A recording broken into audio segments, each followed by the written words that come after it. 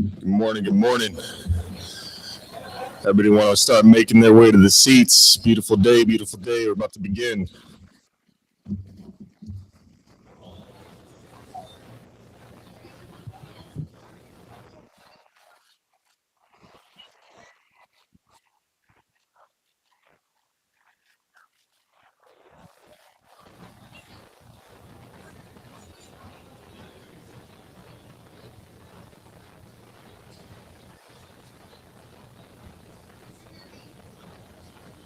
Turn the volume up. You know where our tour is at? Where our tour is at? Where our tour is at?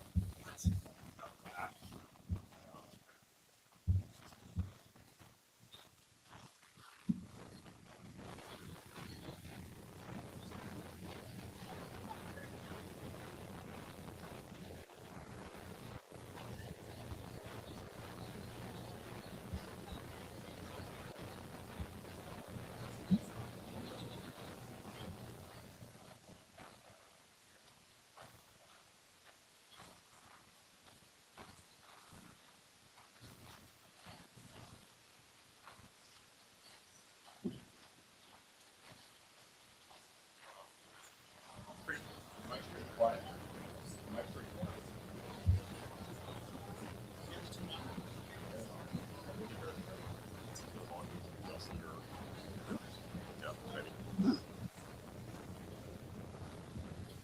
Yeah, no, I had to lose. No, I know.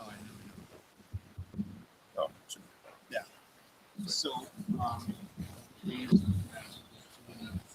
you can, if you want, I just take that. you can walk Oh, really? Yeah. Okay. So, let's just see. There's no slack. No, because he's got a camera that comes in right on here. Oh, he's got a camera right now. Yeah, so I'm just gonna keep it on. It's all good. Make it super easy.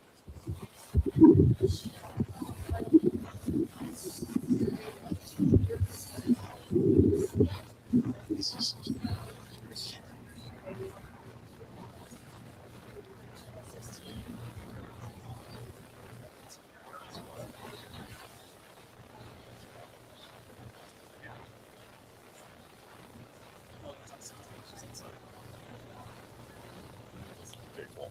I'm just.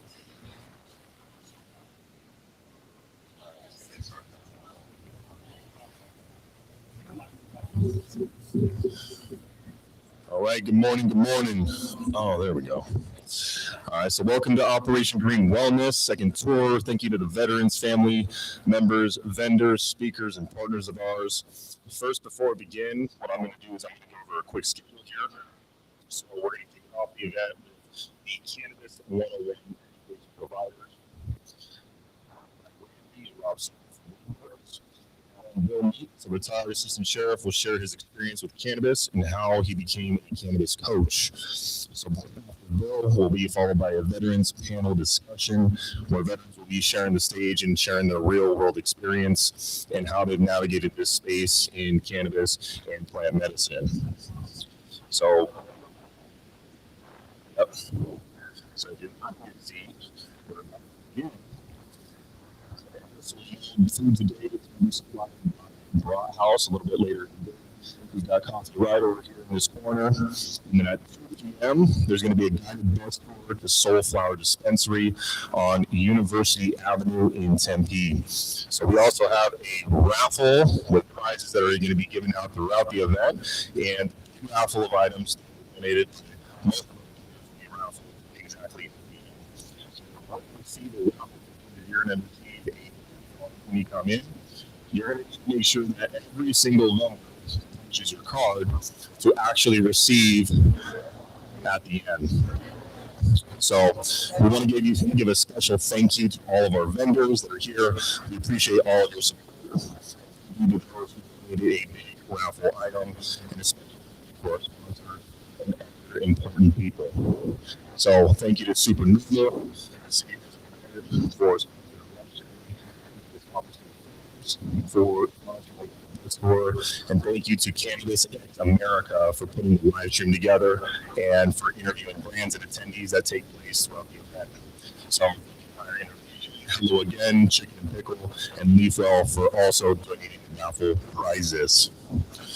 So we'll be getting here ready here with our in 2 minutes while everybody finds their seats.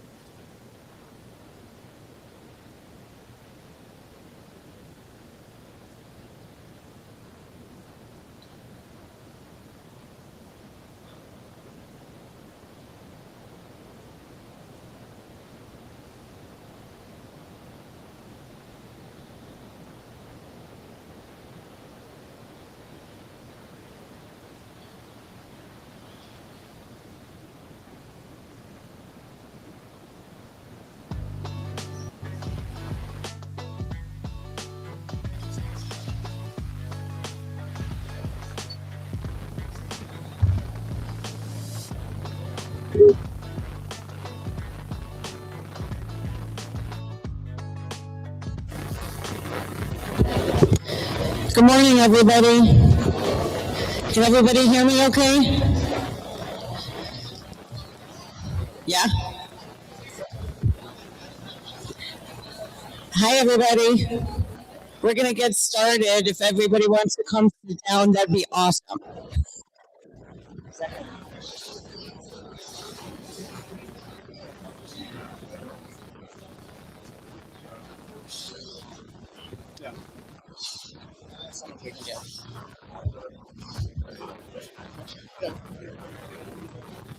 Thank you, everybody, for being here. Really want to give a special shout out to all of our vendors and sponsors for making this day possible. Thank you to the Shrine Auditorium for hosting us here today. Thank you to Supernormal. We're going to have a food truck that's arriving here in about an hour, maybe a half hour.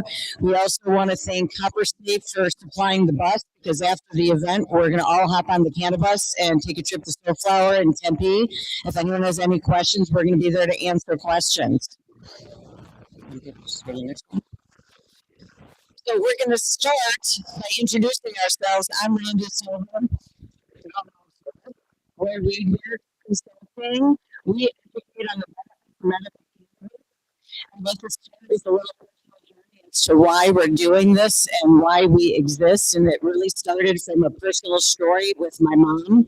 My mom had MS and my mom had chronic pain, and the doctors had her on a full cocktail of narcotics that did not even help her pain. So, but this was back in 2015, and in order to help my mom, who's to get early return, we had to get medical cannabis. And in doing so, getting that medical cannabis education, I was able to help navigate my mom and but again, this was back in 2015. It took me about a year to do so. It took me about a year to convince my parents to even consider it. Before my mom was on cannabis, she was also going to the emergency room twice a month for pain, in addition to all the medicine she was on. After I got her fully onto medical cannabis, she never went back to the emergency room again for pain, which is incredibly slam dunk.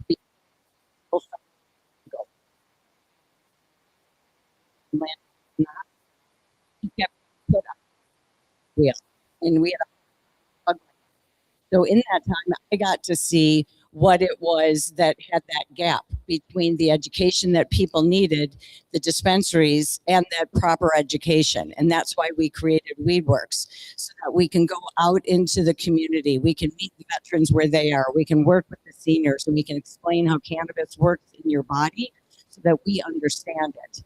And that's when we put together WeedWorks, and we started working with dispensaries to bridge that gap, going out into the senior community. That's also when we met Ro. I do want to point that out real quick. Last fall, Ro and I met, and he said that cannabis is his life. I'll let him share his journey later. He asked Robin a bit. Green Wellness was born. And that is our mission is to work with you guys, help you understand how cannabis can be used as medicine, as well as other types, because we do understand it is not a one size fits all. You might need ketamine, you might need ayahuasca, you might need psilocybin. We want to bring everybody to the table and everyone play nice in the sandbox, and we can all help and learn from one another. Here's a peek at our agenda of what we're going to be talking. What we're going to do is show you a real short video about a veteran's journey using cannabis. So I like to say PTS, post-traumatic stress, because to me, it's not a disorder. To me, it's just who I am now. The weed was the catalyst that got me to where I am now.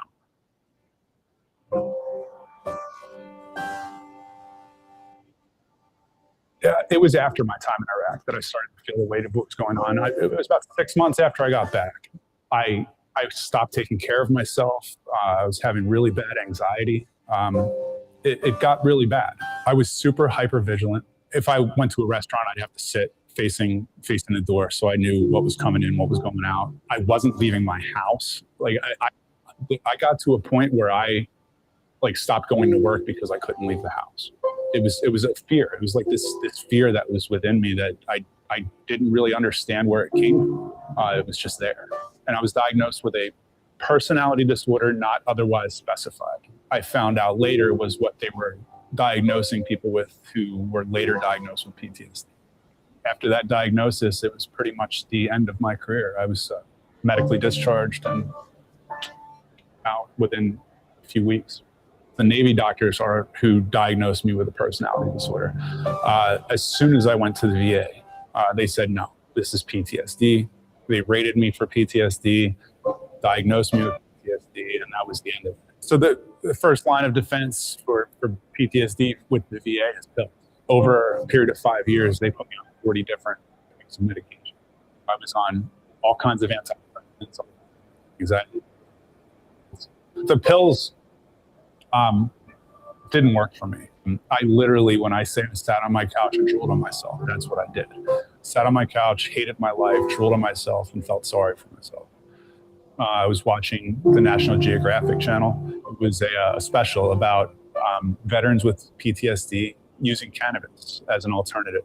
So that day I called up my friend, asked her to get me some weed, and we sat in my living room and smoked the joint. And I laughed and I smiled and I felt good. That was the turning point in my life.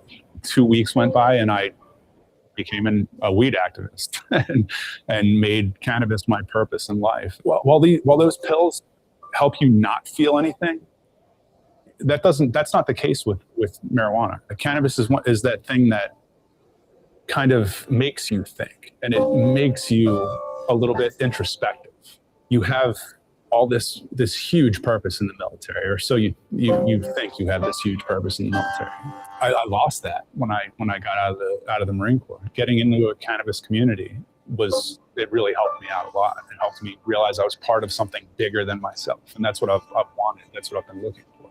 I mean, I think the most important thing about PTSD, especially with vets, because we have this masculinity complex, right? Swallow your pride and talk to somebody, because that's the first step in getting better. And I'm living proof of that. I can't say that I'm healed at all, because I still have some times where I have a hard time, but I'm better. And getting into therapy and talking about my problems and just really connecting with other human beings, it's invaluable. And I still have it, but I am not, it doesn't rule my life anymore. Yeah, I smoke weed every day.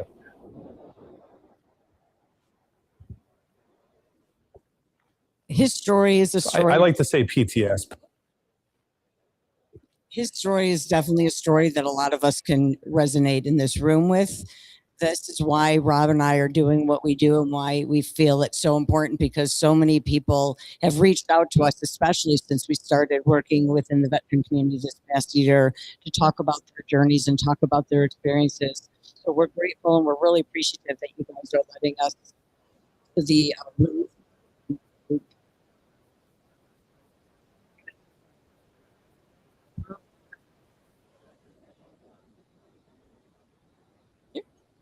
Many veterans are going through the same things, right? PTSD, sleep issues, pain, anxiety. It can help with mental health and neurological disorders, the chronic pain, inflammatory issues. There are so many different parts of the plant that cannabis can help our bodies heal without making us feel high. Lots of different conditions, multiple MS. How's that? MS, cancer. I use cannabis for pretty much everything medical except for allergies. So there's a lot of different ailments that cannabis can help with. We have one more video that we wanted to show you. It's a short one. It is a time lapse of a gentleman who has Parkinson's. And we know there are a lot of veterans that do suffer from Parkinson's conditions and ailments. So we thought this was a great video for us to show you guys.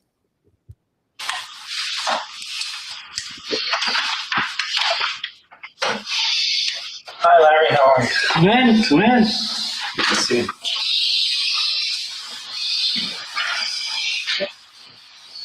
How you feeling? It's been a bit of a rough week. Really. And the best way to take it is put it under your tongue and rub it in your cheek.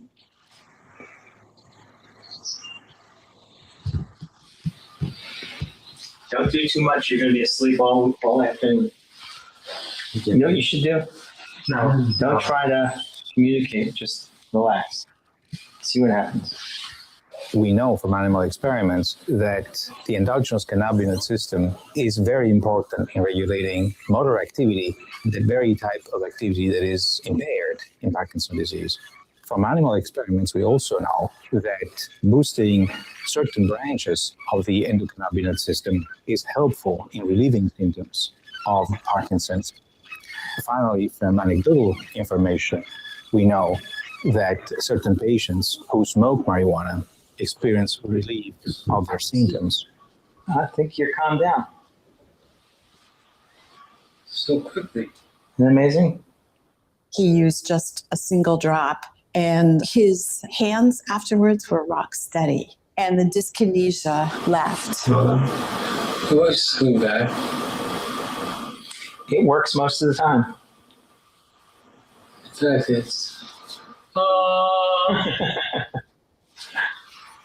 Did you guys get lunch? Are you hungry now? 20 a.m. Yeah. Actually, I'm back A person like me could really use marijuana. It makes me pretty angry that I can't get it in my home state. The number one frustration that I have is knowing that there is this untapped potential comes from what marijuana is teaching us to generate new medicines and being stuck because of financial issues or political issues. That is extremely frustrating. We now know that medical marijuana controls dyskinesia, and yet it's not available to us. That's the frustration a lot of people have that don't get to live in states like Arizona, that you can have access if you're a medical marijuana patient or a recreational patient. Everyone should have access to medication that works for them. That's the story we'll get to in a different, a little bit later in the presentation. Next thing we want to cover is the common cannabis definitions to give you guys an idea of what cannabis is and what a cannabinoid is. So many people go to a dispensary and they're going to ask you questions, they're going to ask you about cannabinoids. That word's going to come into your head and you're not going to really understand what that is. A cannabinoid is part of, like THC, that's a cannabinoid. It's a part of the cannabis plant. CBD is another part of the cannabis plant. And those parts of the plant, what make it work so well in our body. This is going to break down the different parts of the plant. We're going to cover, there's lots and lots of different cannabinoids in the cannabis plant. For cannabis, these cannabinoids that are, I guess for lack of a better way to say it, the most popular, the most well-known cannabinoids that people have dispensaries. THC is the psychoactive part of the plant that a lot of people are nervous about. Of course, when you really do have a lot of pain, THC can help you as long as you know how to use it responsibly. CBD is extremely anti-inflammatory. It is not psychoactive. So I was talking to a gentleman earlier who works for the VA and was concerned about being able to put cannabis in his body. There are ways that you can do cannabis without it will help you with that you may need. CBN is another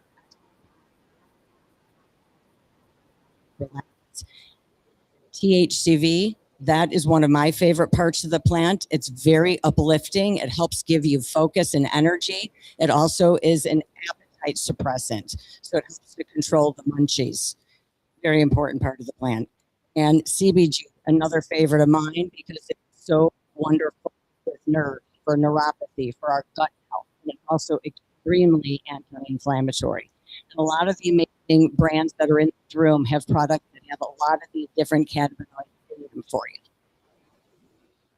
Strains is another word we like to explain. Again, when you go into the dispensary, you walk up to the counter and someone might ask you what strain you're looking for. The strain is broken down into what's called sativa, indica, and hybrid. And they work differently in all of our bodies. So what might work for you may or may not work for you. Sativa gives you of a head high. It's more pleasant. It's great for daytime. Whereas indica is what you want to use when you're sleeping, more at nighttime. It gives you that balance and combines both of them. Different ways to take cannabis. The very first thing we do talk about is starting low and going slow. As much cannabis as I use and put in my body, if I'm trying something new, I always start with a teeny tiny amount because I don't know how it's going to work in my body. So the different ways are you can inhale it, you can smoke it, you can use it with a joint, with a bong, pre-rolls, vapes. Let me go back one. Thank you. Sublingual, those are the drops and the tinctures. And there's transdermal patches, there's topicals, there's edibles, there's drinks. There's lots of different ways you can consume your medicine these days. These are all the ways you can smoke. Here's the flower. A lot of times people get confused because they just think weed is weed or cannabis is cannabis, and we start talking about flower. So here is the flower. This is what a pre-roll looks like. This is a vape, which I do like to point out because a lot of people get nervous when they hear that word. They hear vape. And it's not what I like to call a gas vape.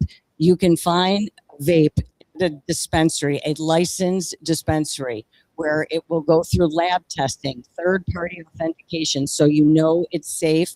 Please, I beg everybody not to buy anything online, not to buy anything at the gas station. Make sure you go to a licensed dispensary to find your medicine.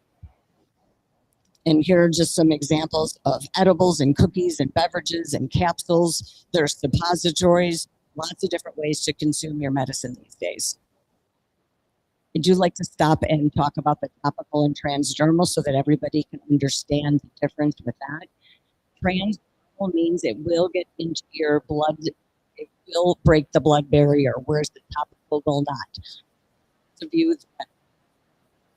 low blood about it getting into your system work, you have to be aware that a transdermal will get into your bloodstream, whereas a topical won't. It's very effective for pain and relief, though. If you want to take a picture of this, I highly recommend it. This is where people do get into trouble. I'm pretty sure we can all raise our hands, and a number of us will say that we've had a bad experience because we've consumed too much. So understanding how long it takes for it to work in our bodies, how long it takes for the effect that you need. That's why we start low and go really slow. So when it comes to smoking, that is the fastest way to get that pain relief. I'll step out of the way so you can get the picture. Sublingual is also a great effective way to get pain relief fast. Tinctures. There's a brand here, Suno, over here, and they do have tinctures right over there. So if you want to talk about tinctures, she's your lady today to talk about it. The edibles, that's where people mostly get into trouble. It's been 30 minutes. So you take another one. So first. Make sure you give your body time to see how the product works. Maybe the next day you add on. Time for the transdermal patches and the topicals. I do want to give a little tip with the topicals and the transdermal really quickly. When you use those topicals, a lot of people do time. Oh, for 2 hours. Every keep doing 2 hours. Okay, you can do it again depending upon your pain, and then you can start to just do it as needed because you're getting that medicine into your body. I've done it myself. I was not a believer in all those topicals and transdermals until I started to do it that way. Just a little tip.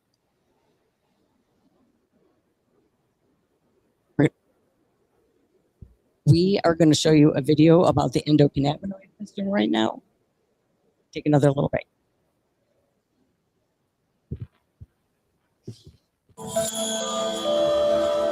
For thousands of years, humans have cultivated cannabis for its fiber, seeds, and medicinal properties. Ancient Hindu texts claim it was brought by the god Shiva for the pleasure of humanity. The plant contains over 400 chemicals, including cannabinoids, which are most abundant in the resin glands of budding female plants. In the 1960s, Israeli scientist Raphael Mechoulam isolated THC, a psychoactive cannabinoid that makes users feel high. The discovery launched a new chapter in neuroscience. Cannabis opened the window into the functioning of our body. Completely unexpected window, because what was discovered was that THC binds to receptors in the brain and outside the brain. And when it does so, when it binds to these receptors, the cells now behave differently. Cannabinoid receptors, named after cannabis, are found on nearly every organ in the body. They bind with our own cannabis-like molecules called endocannabinoids, which regulate functions like sleep, cognition, memory, and mood.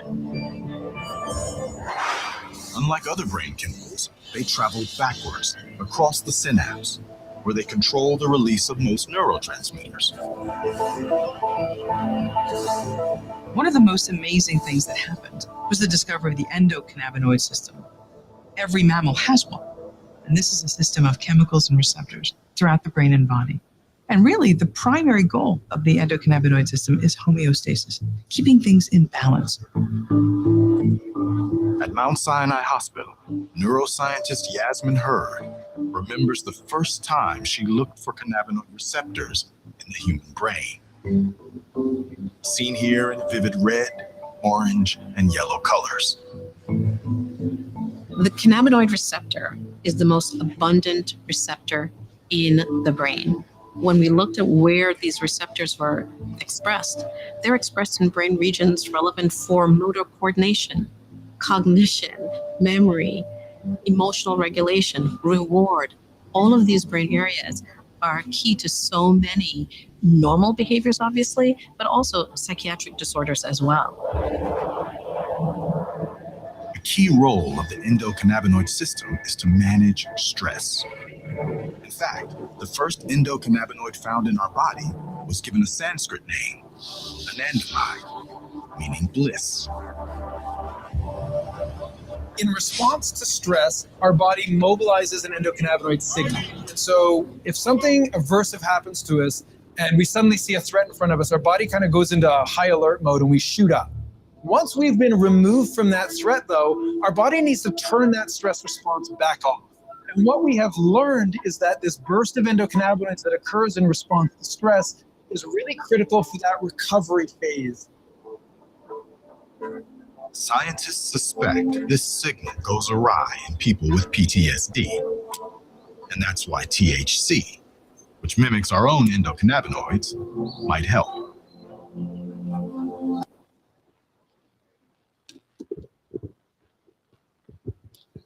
So that's a little bit of the science behind how cannabis works within your body. So the way I like to describe how cannabis works in the endocannabinoid system, yeah, as they said, it's a system that brings you into balance. And as you get older, that system heavily slows down. So then when you introduce cannabis into your system, it kind of regenerates that system. It's almost like when you're young, you heal real fast, but as you get older, you don't. And that's your endocannabinoid system just slowing down. So we've seen people, like especially in seniors that never used cannabis before, they have pain, they're taking hydrocodone, maybe a couple a day. And then just by introducing CBD into their system, they're seeing a lot of relief from that pain because that system, the endocannabinoid system, is now regenerated, restarted again. So that's in essence how it works within your body.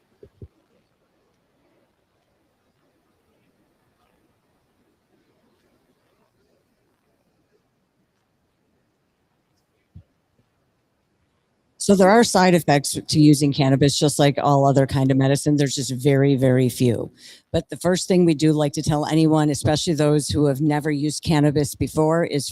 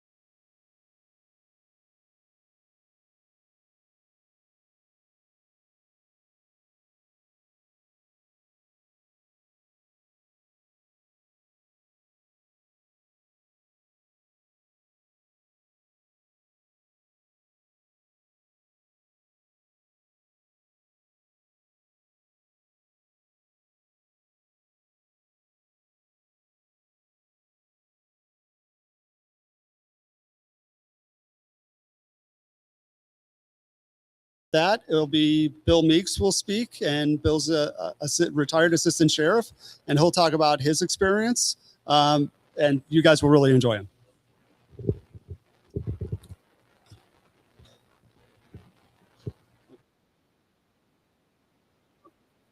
35.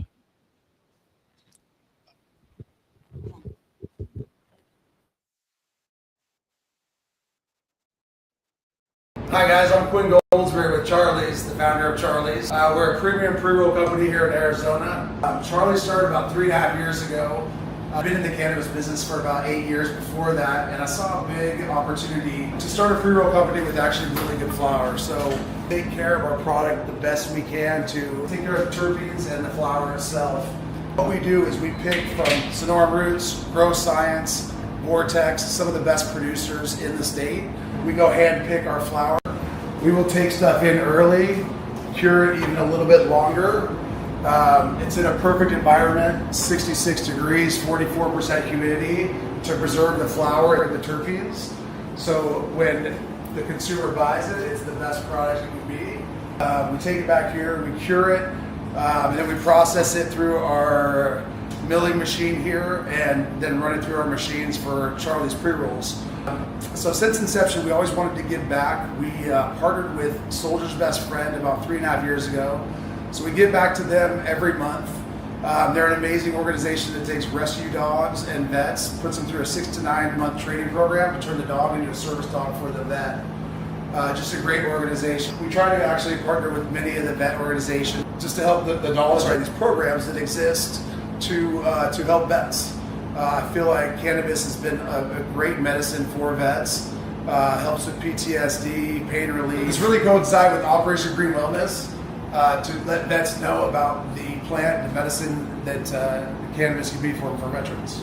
There you go. Get him on right there. It's always a good day when Charlie's in the house. Oh. So within seconds. Born in Arizona, Safford, moved to Tucson when I was just a little guy. CDO High School, we moved up where I met Dorothy. Went to school, made All-City, was a high school football player. Had a pro tryout of the Canadian Football League. Decided by about age 21, I was about as broken as you can imagine. Physically, I was wrecked. I started with the Sheriff's Department in 1978, worked the streets, was with the undercover narcotics team, worked my way from the streets all the way up to assistant chief. And in 1984, I was in a really bad car wreck on duty. Back was hurt really bad, but nobody diagnosed it for 20 years. So I went into my doctor. I said, "Doc, I can't do this anymore." He said, "You're retired." And that was the first time I got a prescription. This is what I took every day of my life just for pain.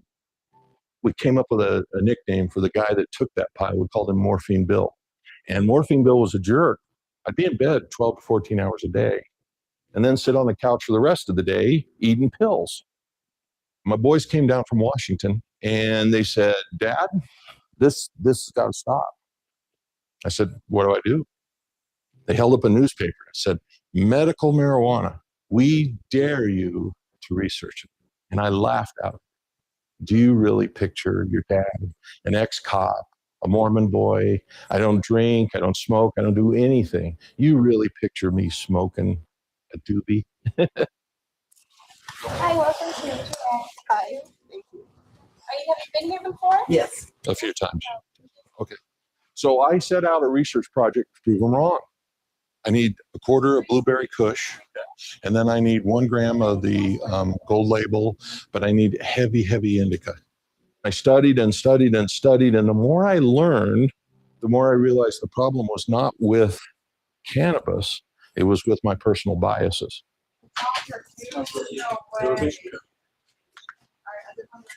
There's the berry.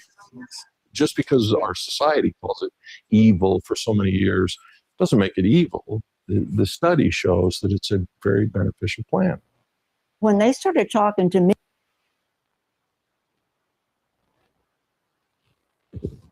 It's like we said, so Bill will speak in about 15, 20 minutes. So we'll gather back up at like 11:45.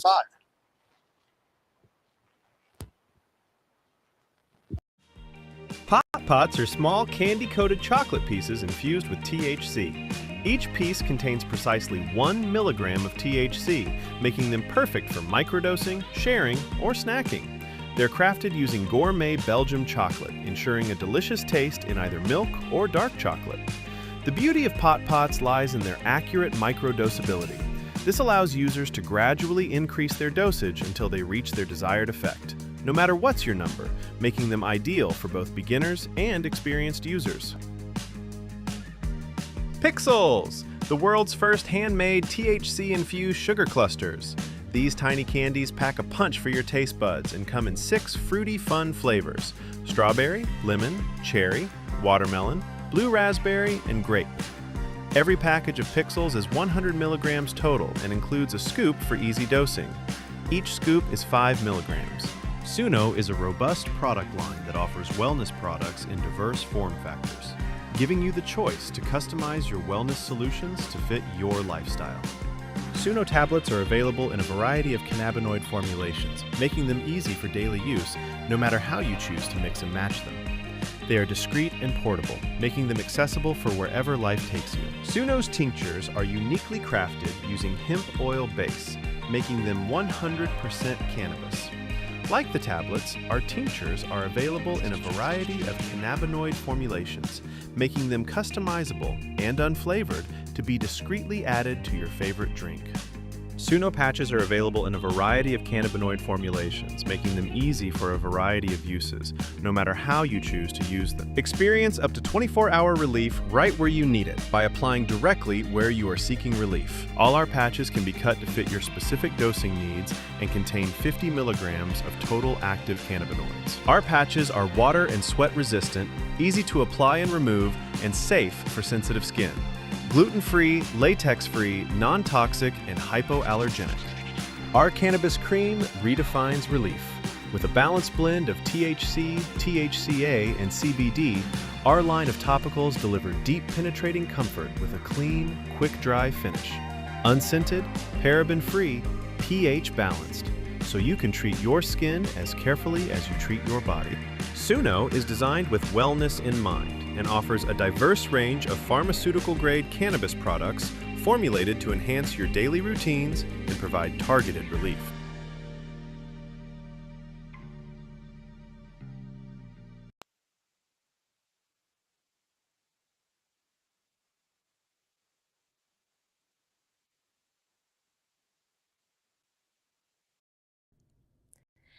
Greetings, I am Tina Tasaka with Cannabis X America, and I am here with Justin Gilmore with Timeless, and we are here to celebrate this event, Operation Green Wellness, honoring veterans, plant medicine, and seniors. You excited to be here? I'm very excited today, yes. We are so glad to be here too.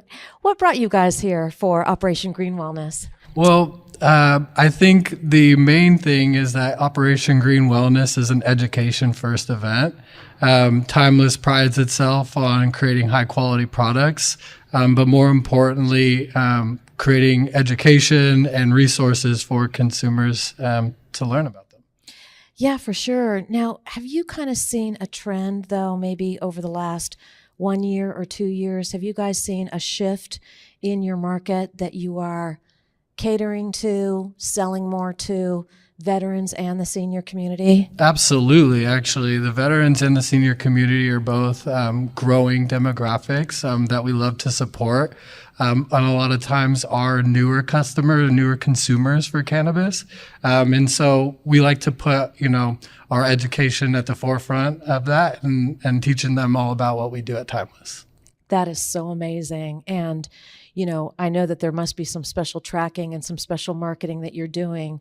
Can you maybe name off like maybe one marketing program that you're doing for seniors and or veterans that you do at your dispensaries and through your products? We do so much. So we have in the past supported some senior events, some senior education events, mostly out in like Sun City, places where there's like heavily concentrated senior communities.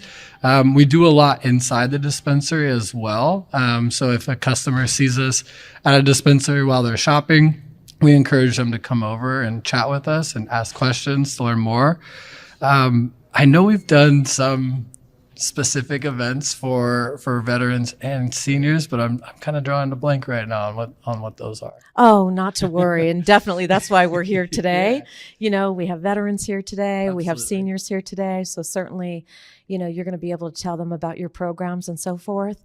What do you think has been like maybe one hesitation that they've had, seniors and veterans, to walk into a dispensary and maybe ask for a marijuana product? What do you think that hesitation has been? That's a great question. And I think that cannabis is kind of confusing for new people. There's a lot of products. There's a lot of different terminology. There's a lot of misinformation out there. And so I think maybe one of the biggest barriers is just confidence and, feeling comfortable walking into the dispensary and knowing, what the experience is going to be like. What kind of questions am I going to be asked? And I think it's kind of our job, as stewards of the cannabis industry to educate people at events like this and make them feel more comfortable so that when they go in, they don't have that, those nerves of, what am I going to ask or what am I going to say when I get up there?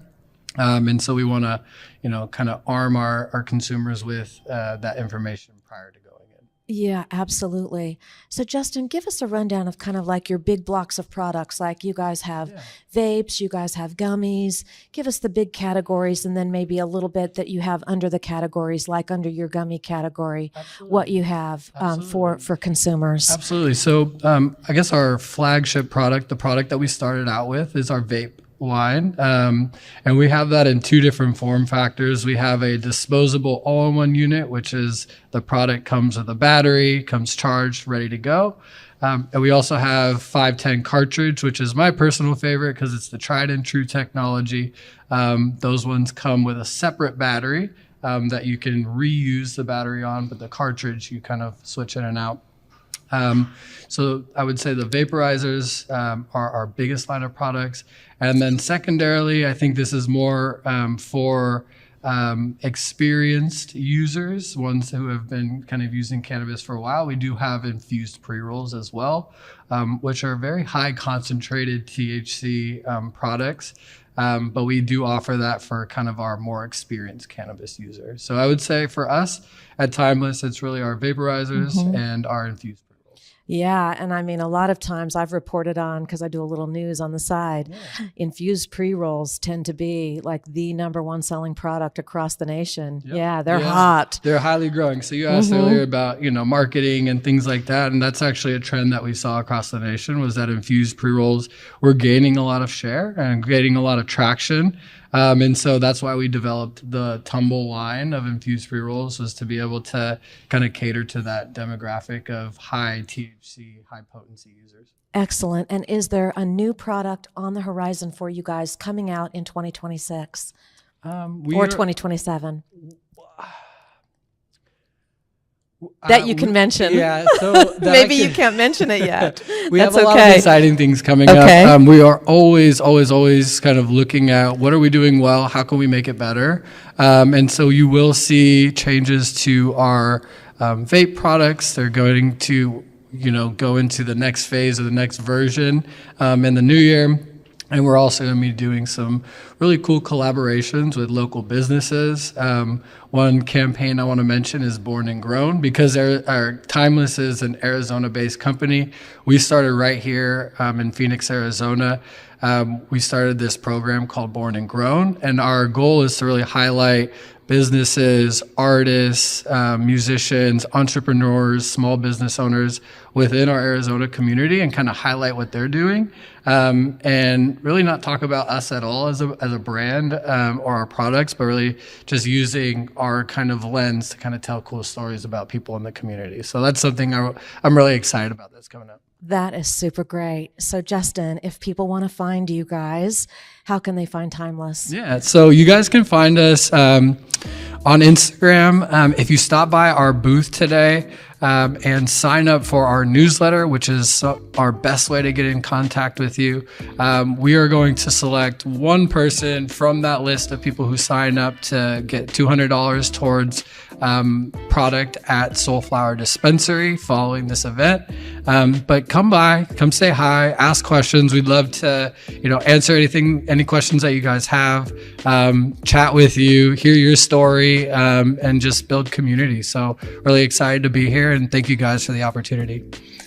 Justin, thanks so much for jumping on. Before we close this out, let's on 1, 2, 3, let's say Operation Green Wellness Let's together, do it. okay? That sounds great. 1, 2, 3. Operation Green Wellness. Woo! I'm Tina Tasaka, Cannabis X America. Thank you, guys.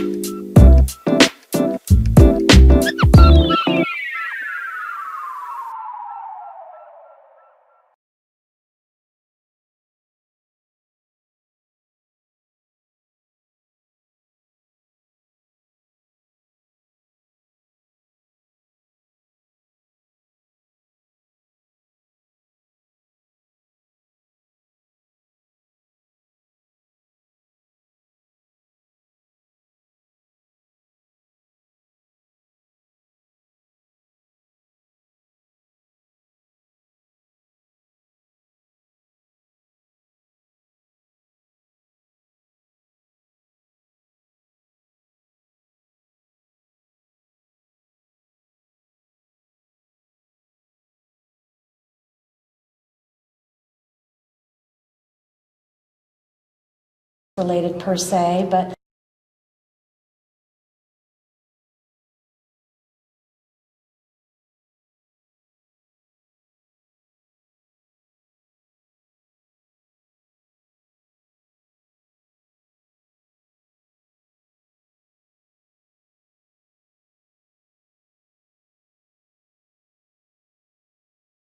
This event, it's really a pleasure.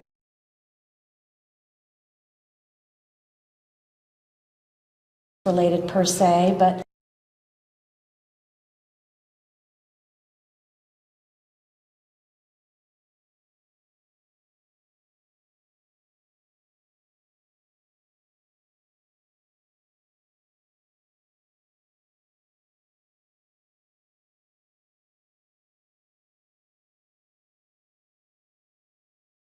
This event, it's really a pleasure. related per se, but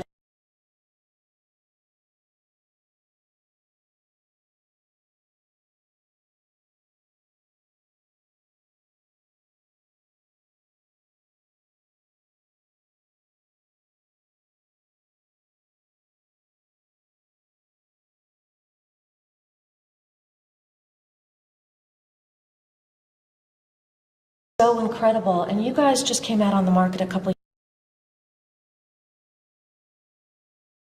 related per se, but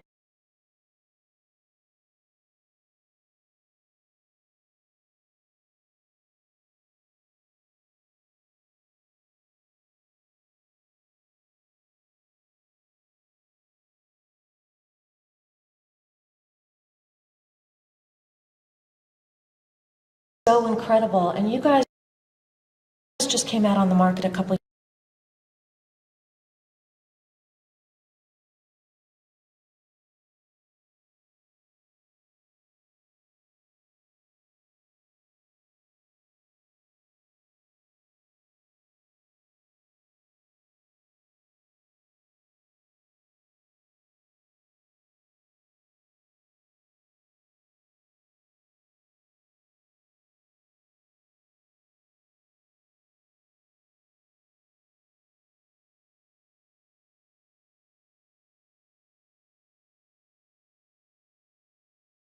To Robert and Randy.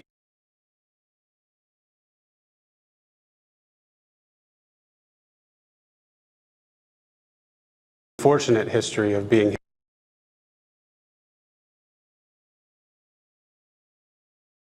no, he's not here anymore, but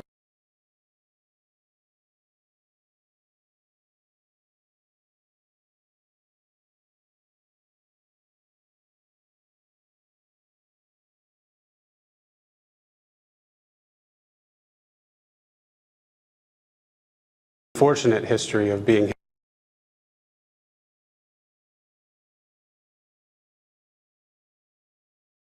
Pay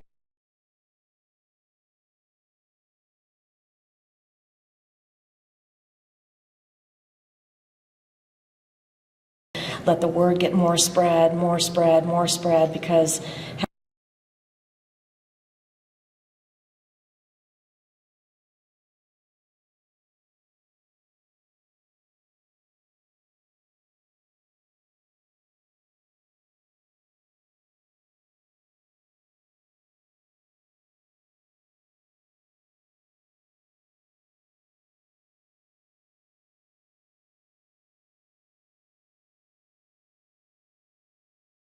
spread because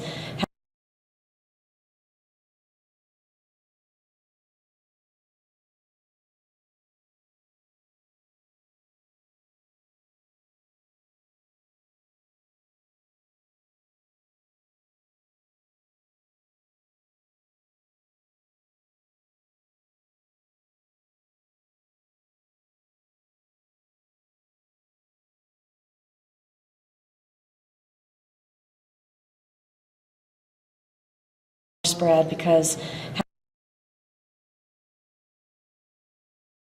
this dry mouth that they're constantly having. So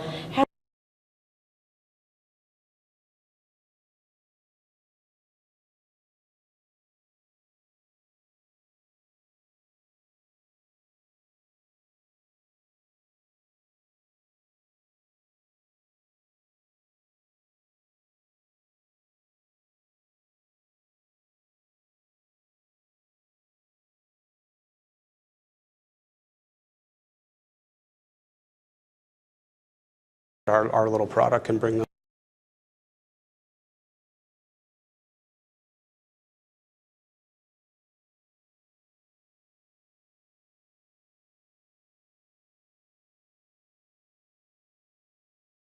A coral spelled AQU.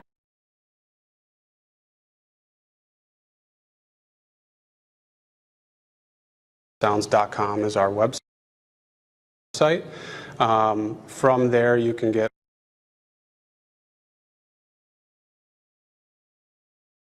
formula, the ingredients, most out of the product. We have a telehealth. They don't want to go see their doctor. Hi, ask questions. We'd love. And pay a copay, so we.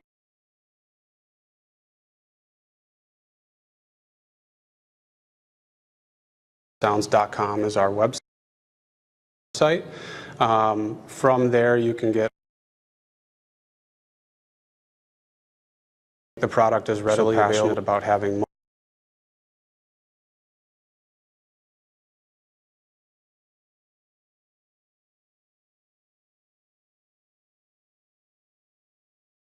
a coral spelled AQU.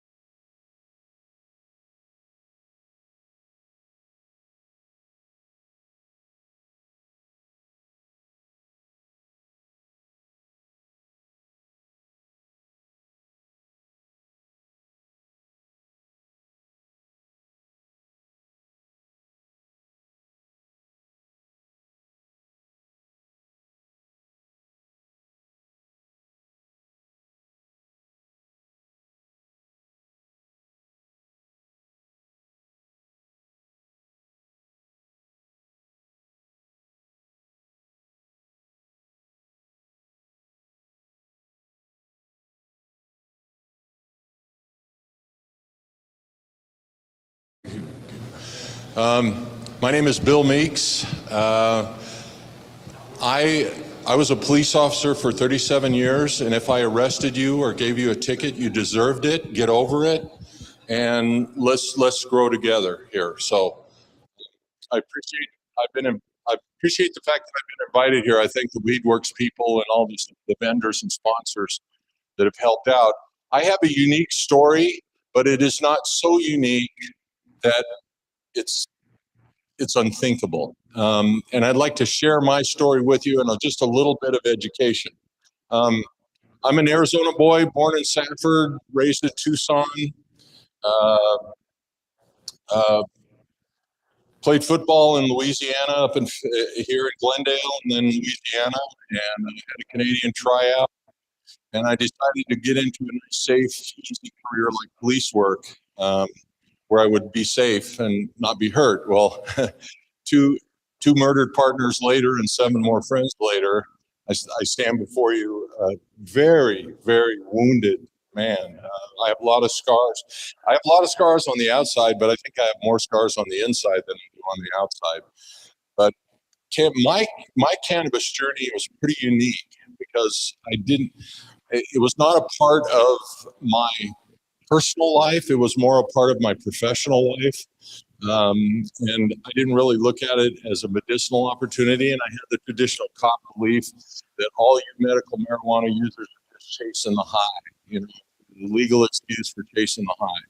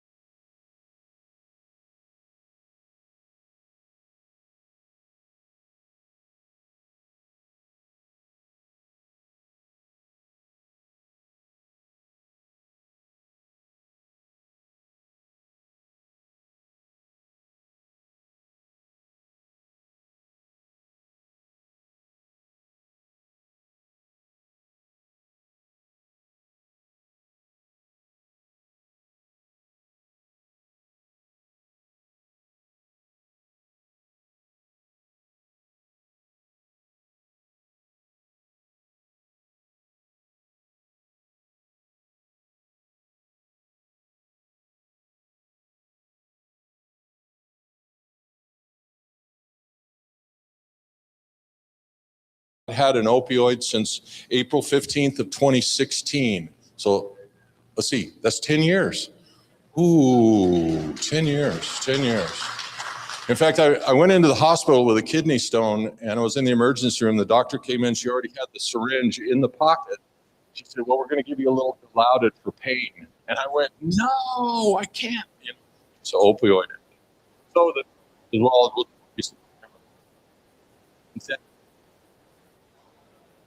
so this was my life, and it was a very sad existence because you cannot heal in fight or flight, and this guy was in fight or flight 24/7.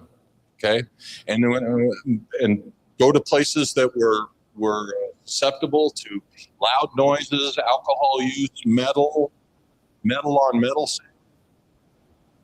Couldn't be in the room with it. Places all the time. So I want to just give a couple pieces of information so that you know from what direction I'm coming from, because there is a difference out there, and I want to make sure that everybody knows about it.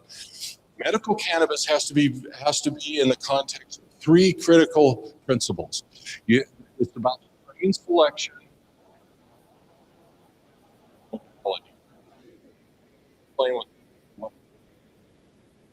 Strain selection, every one of these plants has unique entourage effects. I could give it to 10 different people and it would affect them in minor variants in 10 different ways. So strain selection is critical. And when I do new client testing, I will give 3 days worth of samples of different strains and have the person journal the experience and then feed me back. Out of that, I make strain selections. Second is dosage levels. I'm going to talk about a different dosing plan than just a smoking experience or a eating an edible experience. I'm going to talk about using it in a medical model versus a recreational model. Last one is modality. Cannabis is so flexible that it can be used in so many different ways and so many different modalities to meet the needs of individuals. For instance, I had an ALS client that couldn't speak, she couldn't swallow. We had to put medicine through her feeding tube. I have a 90-year-old lady in Green Valley that has a little, I infuse honey, and at night she has a little sleep tea that she takes 1 spoonful of honey and uses that.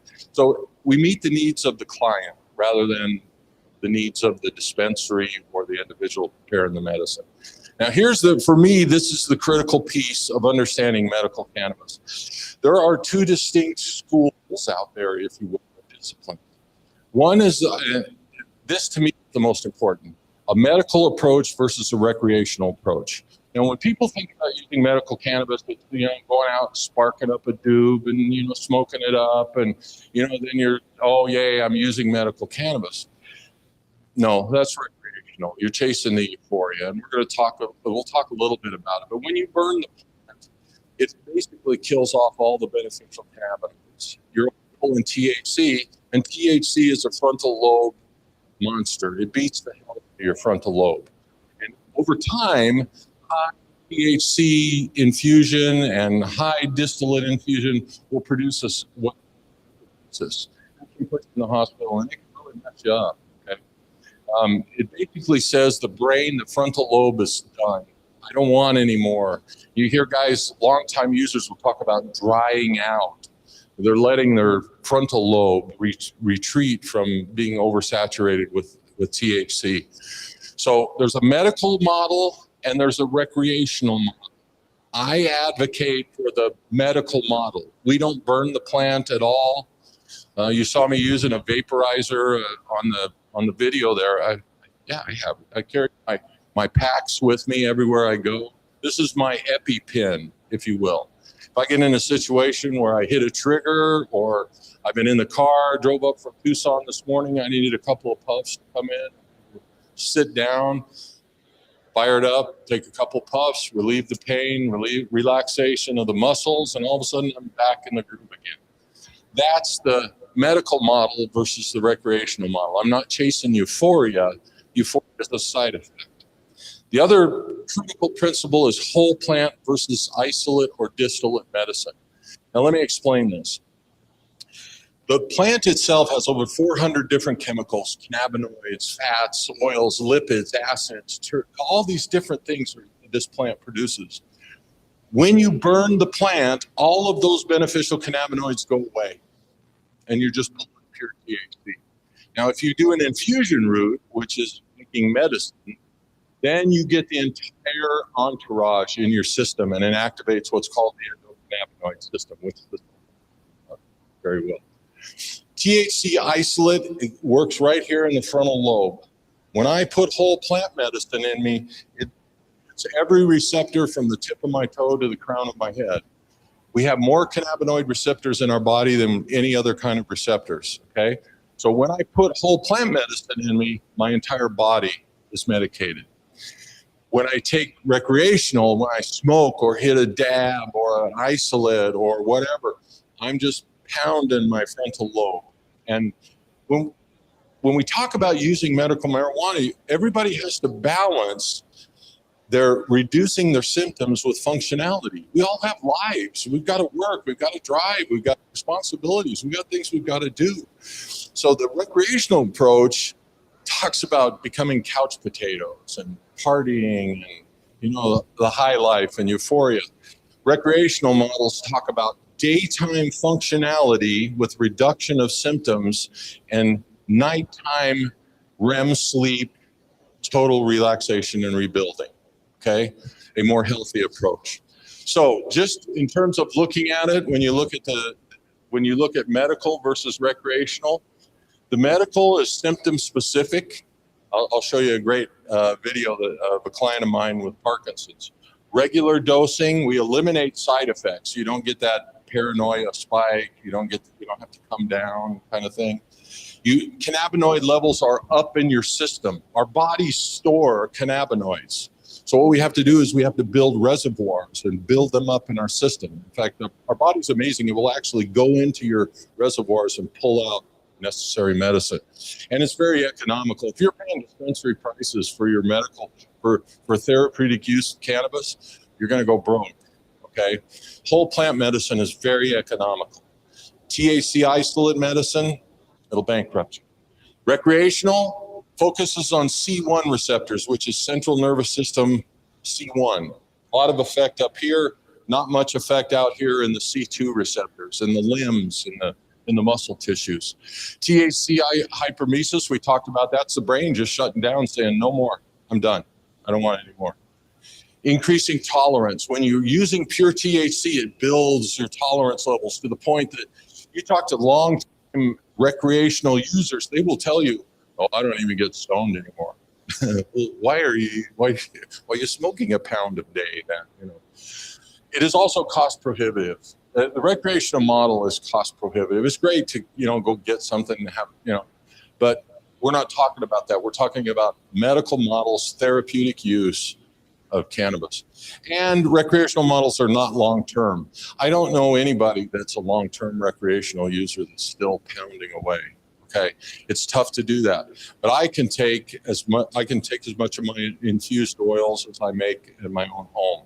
That's another thing about whole plant medicine is everybody can make it at home. Everybody can process it. It's very easy. Cannabis is not a mysterious. Mycology, on the other hand, growing mushrooms, is science. Cannabis is a very different approach. Whole plant versus isolate. Here we go. Whole plant, you get all the cannabinoids. We use the plant biology itself. And here's the most important thing to me.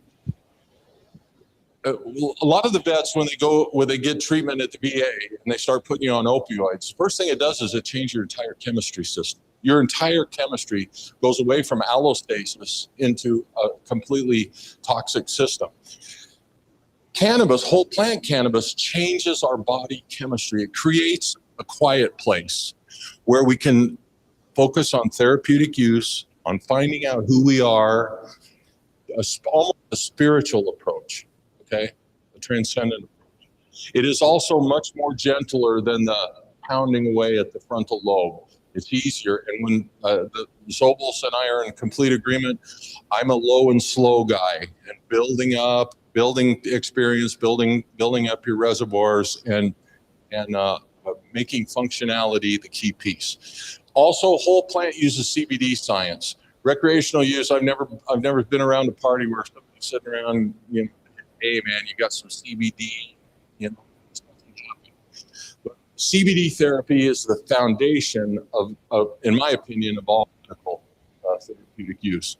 Isolate, on the other hand, heavy with the brain, side effect heavy. A lot of those side effects that the Sobels were talking about comes from the isolate distillate medicine. It's very expensive. And again, smoke.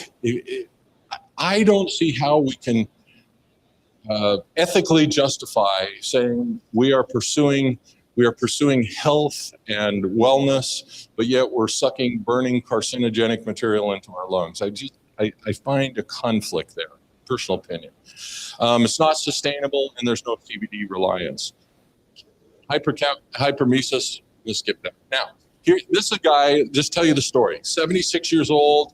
He was the lead senior pilot for Delta Airlines. Lives down in Green Valley.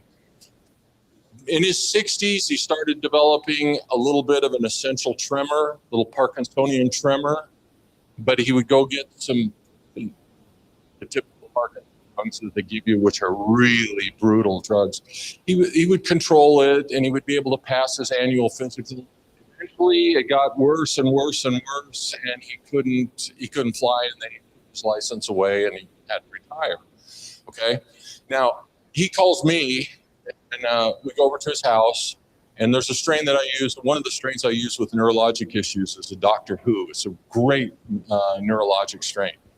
And so what we did is I took a video of him before. You'll see him on the left-hand side here. He has his hands. Parkinson's patients always have tricks where they'll put their hands against the whole thing. It kind of minimizes his.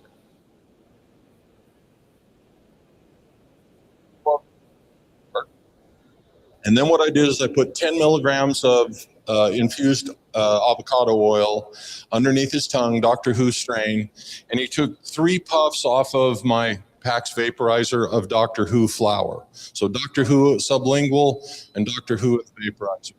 So on the left is the before, and on the right side is after. Dorothy, what was it? 5 minutes, maybe, but less. Okay, so here he is before. When they get, it was like Marty was very. That's his wife talking. And it aggravated him. He was worse. All right, so lift him off of the table now. Just hold him still. And here he goes. Now his head's going the same way. He normally is. Anymore. After a period of time, it starts shaking. Really. And he told me anytime, just. So he looks at me in the eye. He looks me in the eyes and he says, Bill, he says, I'm so fatigued. I'm so worn out. He said, I can't go out to dinner. He said, Bill, I can't even wipe my own ass. I'm so humiliated. I need some help. So we put this oil in him, gave him 3 puffs. He sets the vaporizer down, and I started this video. The side effects of this medicine so quickly, you're not going to believe it. Hold it out now over this like you did before. Oh, way better. That's his wife. Oh my God, that's like night and day. Look at him. He's like a gunfighter. You know. You think this guy was happy? Here's another one. I just want to give you another quick case. And I'm not coming here. I'm not a medical professional. I don't know anything. I'm a street cop. But here's what I do know. This guy was racked with internal melanoma. Every one of those is a lymph node. Every one of those white things is a lymph node. He has a lead covering his genitals and a lead covering his brain. And they did this scan on him, and every one of those white spots is melanoma cancer. Okay, while he's in getting this done, they pulled his wife into the room and said, don't think he's going to make it to Thanksgiving. This was October, I think October 11th. I don't think he's going to make it to Thanksgiving. So they got a hold of me. They actually left the doctor's office. They were sitting in the cab of their truck, and their mom called them and said, you need to talk to this guy that's working down here. Well, here he is after what's called the Rick Simpson protocol. Rick Simpson oil, I don't know if anybody's heard of it, but Rick Simpson oil is a very high concentrated THC oil that he used. It was curing people with cancer up in Canada until the Canadian government shut him down. So he said, all right, screw you. I'm going to publish all my stuff. And now Rick Simpson oil is everywhere. It's not used properly in a lot of cases, but it's everywhere. So this is what he looked like after 6 weeks. He went in for another scan, and there he is after 6 weeks. Now, nothing else changed in his life except the Rick Simpson oil and the CBD. That's the only thing that changed, and here he is 6 weeks later. This guy, 3 more years, Dorothy? He lived 2 or 3 more years. He stopped taking CBD. He was pronounced cancer-free. The doctors pulled him in the office and said, "What are you doing?" He said, "We're working with a cannabis coach out of Arizona," and they said, "Well, we recommend you stop." And he gave him the old Nelson Rockefeller #1, and that was the end of that. He was so good, and he was so cancer that he quit taking it, and he lost the prophylactic protection of CBD. This came back within 3 weeks. He was dead. How aggressive this was. But cannabis fended it off, and it was really amazing to see.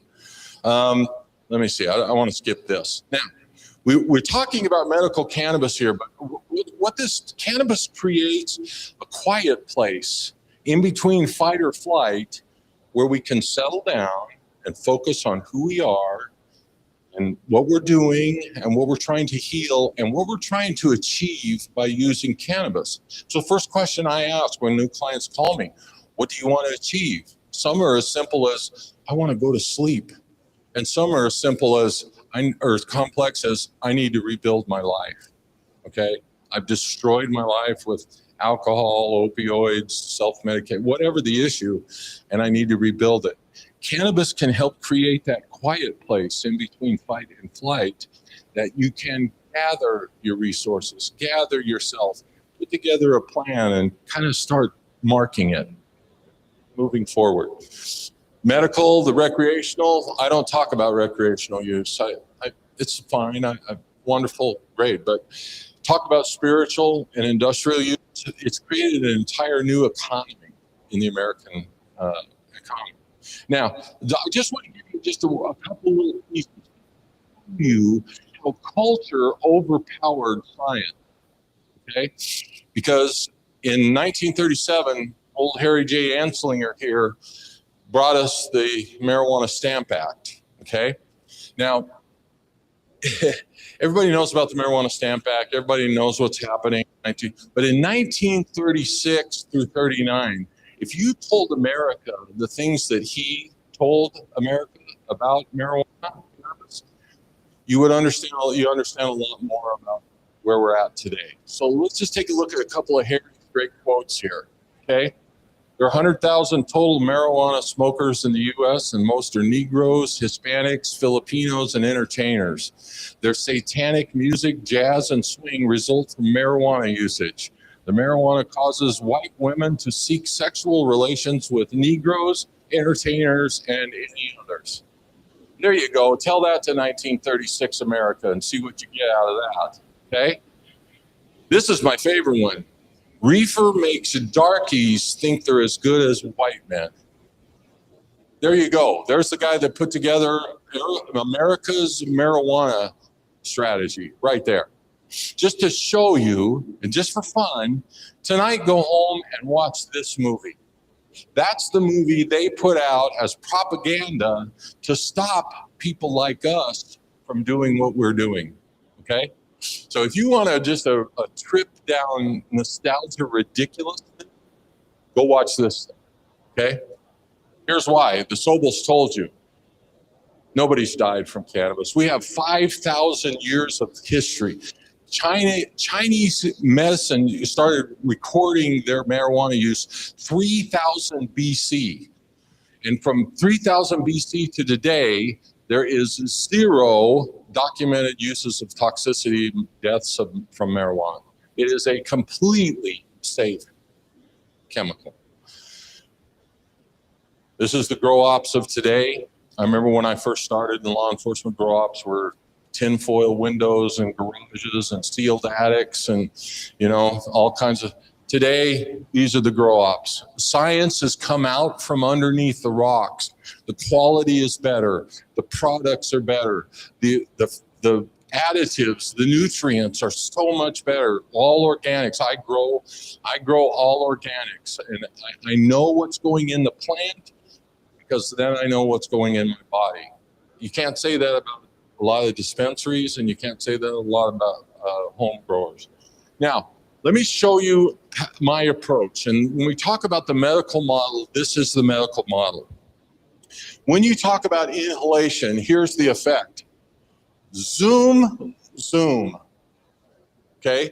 That means about every 90 minutes to 2 hours, you're in the backyard smoking another joint, hitting another bong, just ripping, and that's how you have to maintain all day long. It's not sustainable. It's not good for you. And it's cost prohibitive. When you talk about ingesting, you're talking about a 4-hour bell curve. When I take one capsule of my oil, I get about a 4-hour effect from it. So if I dose about every 3 hours, look what I'm doing. I'm keeping cannabinoids in my system. I'm staying completely functional, and I'm mitigating the pain, the PTSD triggers, and everything that I struggle. Okay, so we keep the medicine going in us. It's like if you've ever taken a medicine, they say you got to build it up in your system before it start working. When you do application, when you put lotion on, you get about a 3 to 4 hour effect. Okay, there's some lotions out there that cross the blood-brain barrier. Now, the last thing I want.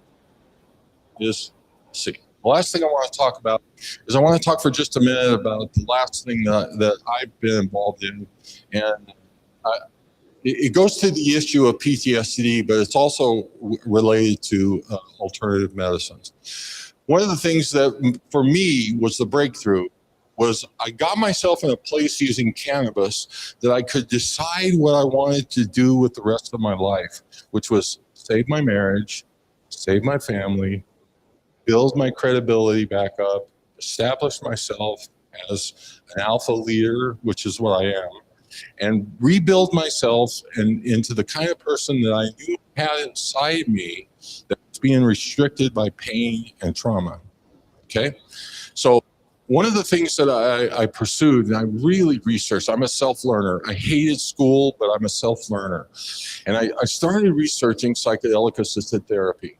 And I got to tell you, cannabis put me in a space that I could find out and make these decisions for myself. But when I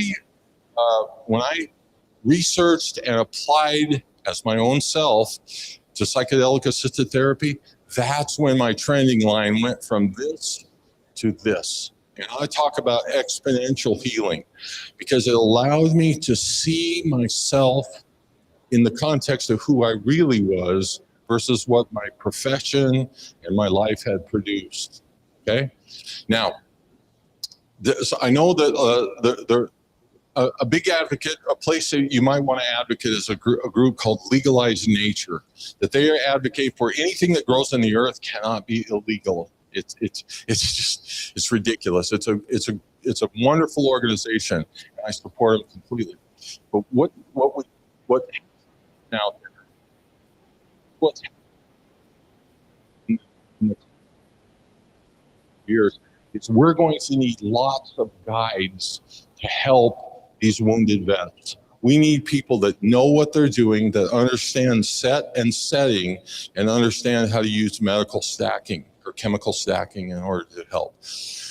What I'd like to do is I'd like to open up the floor for a few minutes, for the last few minutes that I have, to ask if anybody's got any questions, any issues. Yes, sir. Derek. Neuropathy. Oh my gosh. Let me tell you about neuropathy. Is this in the light? Can I stand? Neuropathy, I see indica is really good. Indica strains, there are some strains that are very good with neuropathy. I will tell you the greatest success that I've had with neuropathy is microdosing psilocybin. Because psilocybin produces what's called neurogenesis, the growth of nerves. Well, what is neuropathy? It's the death of the nerve ending. That's when you feel those pains like an ice pick going in the end of your toe or into your foot or wherever you get them. That's the nerve dying, okay? Neurogenesis is produced by psilocybin, and it regrows those nerve tissues. And I have clients, it's amazing, the senior, there must have been an article or some sort of research that came out that was available to a lot of seniors, because all of a sudden, the seniors all over are getting off of that Lyrica and some of those other drugs that are so addictive, and they're moving to the microdosing. It's imperceptible from a psychological standpoint, but in terms of neurogenesis, it's working all the time. And I'd love to talk to you about it after this. Anybody else? Growing hope. That's another one I want to talk about. Let me tell you something else about cannabis, and it hasn't been talked about in here. The cannabis plant itself saved my life. It helped me break my addiction. It helped me recenter. It helped me reestablish who I was, who I wanted to be, and gave me the motivations in order to make that movement. But here is where I really connected to this. When I started growing my medicinal plants, in fact, the reason I did it was the dispensaries tend to chase THC levels. 30% THC. I don't care about THC levels. I care about entourage effect. And I can show you a 13% THC indica that gives you REM sleep that is the most incredible for chasing the entourage. How many of the dispensaries lost some of the medical grade strains of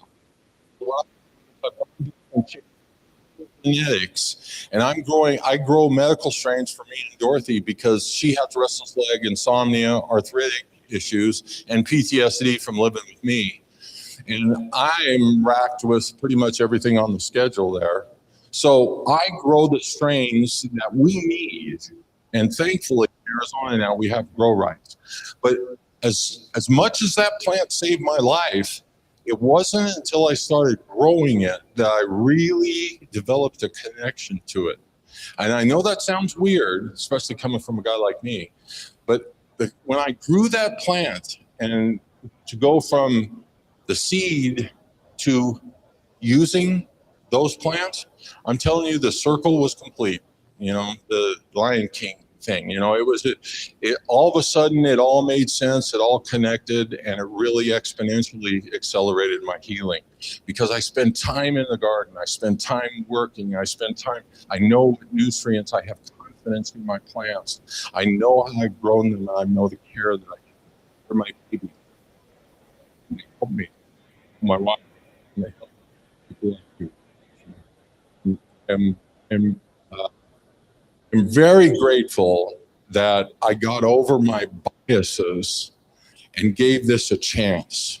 Okay, and if you're one of the people that's thinking about giving it a chance, stop and see me afterwards. I'll give you one of my cards. I'll help you. I'll go through. I'll hold your hand through the testing process, and I'll show you. I don't try to sell it anymore. I don't sell. With quotes, I don't sell the plant. What I do is I sell the opportunity to feel good again, to feel somewhat normal, to feel like you have a valued life and that you're productive and you still are consequential in your life. So growing adds to the healing effect.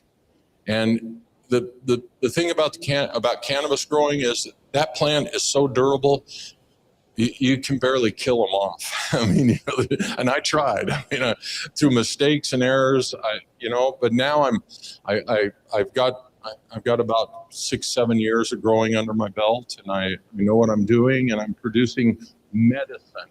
I'm not producing weed, I'm producing medicine. And that full circle, Simba, is what kind of brought me back to who I am today. So I'm grateful for the opportunity to speak. I'm available. I love doing this. I spent 37 years in police work, and I have medal. Let's see, I have a life-saving medal, an honor medal, and I have meritorious service medals. And all of those are not as valuable as when I sit across from a little old lady who, this whole will stop the tape, but I had a little lady on that video that she was addicted to Oxycontin for 30 years. 30 years of addiction. And she said, I would wake up every day and I would never commit suicide, but I would pray, please God, let this be my last day. That was her prayer every day. And it took me about a year. It was about a year, wasn't it, Dorothy? It took me about a year working, breaking that addiction. She's now completely opioid free. She makes her own medicine, which I teach people how to do. I teach them, that's the economical part of it. You can make whole plant medicine at home. You don't need a me to do that. It's very simple. And the plant adapts so quickly to your needs, you'll be amazed. So, thank you for listening to me. I'm here. I'll be here for the rest of the conference. I have cards. I would love to share my experience or talk with you and answer any questions that you might have. So thank you very much, and stay green. Oh, one last thing I want to tell you. The most dangerous thing about cannabis is the federal government. There you go.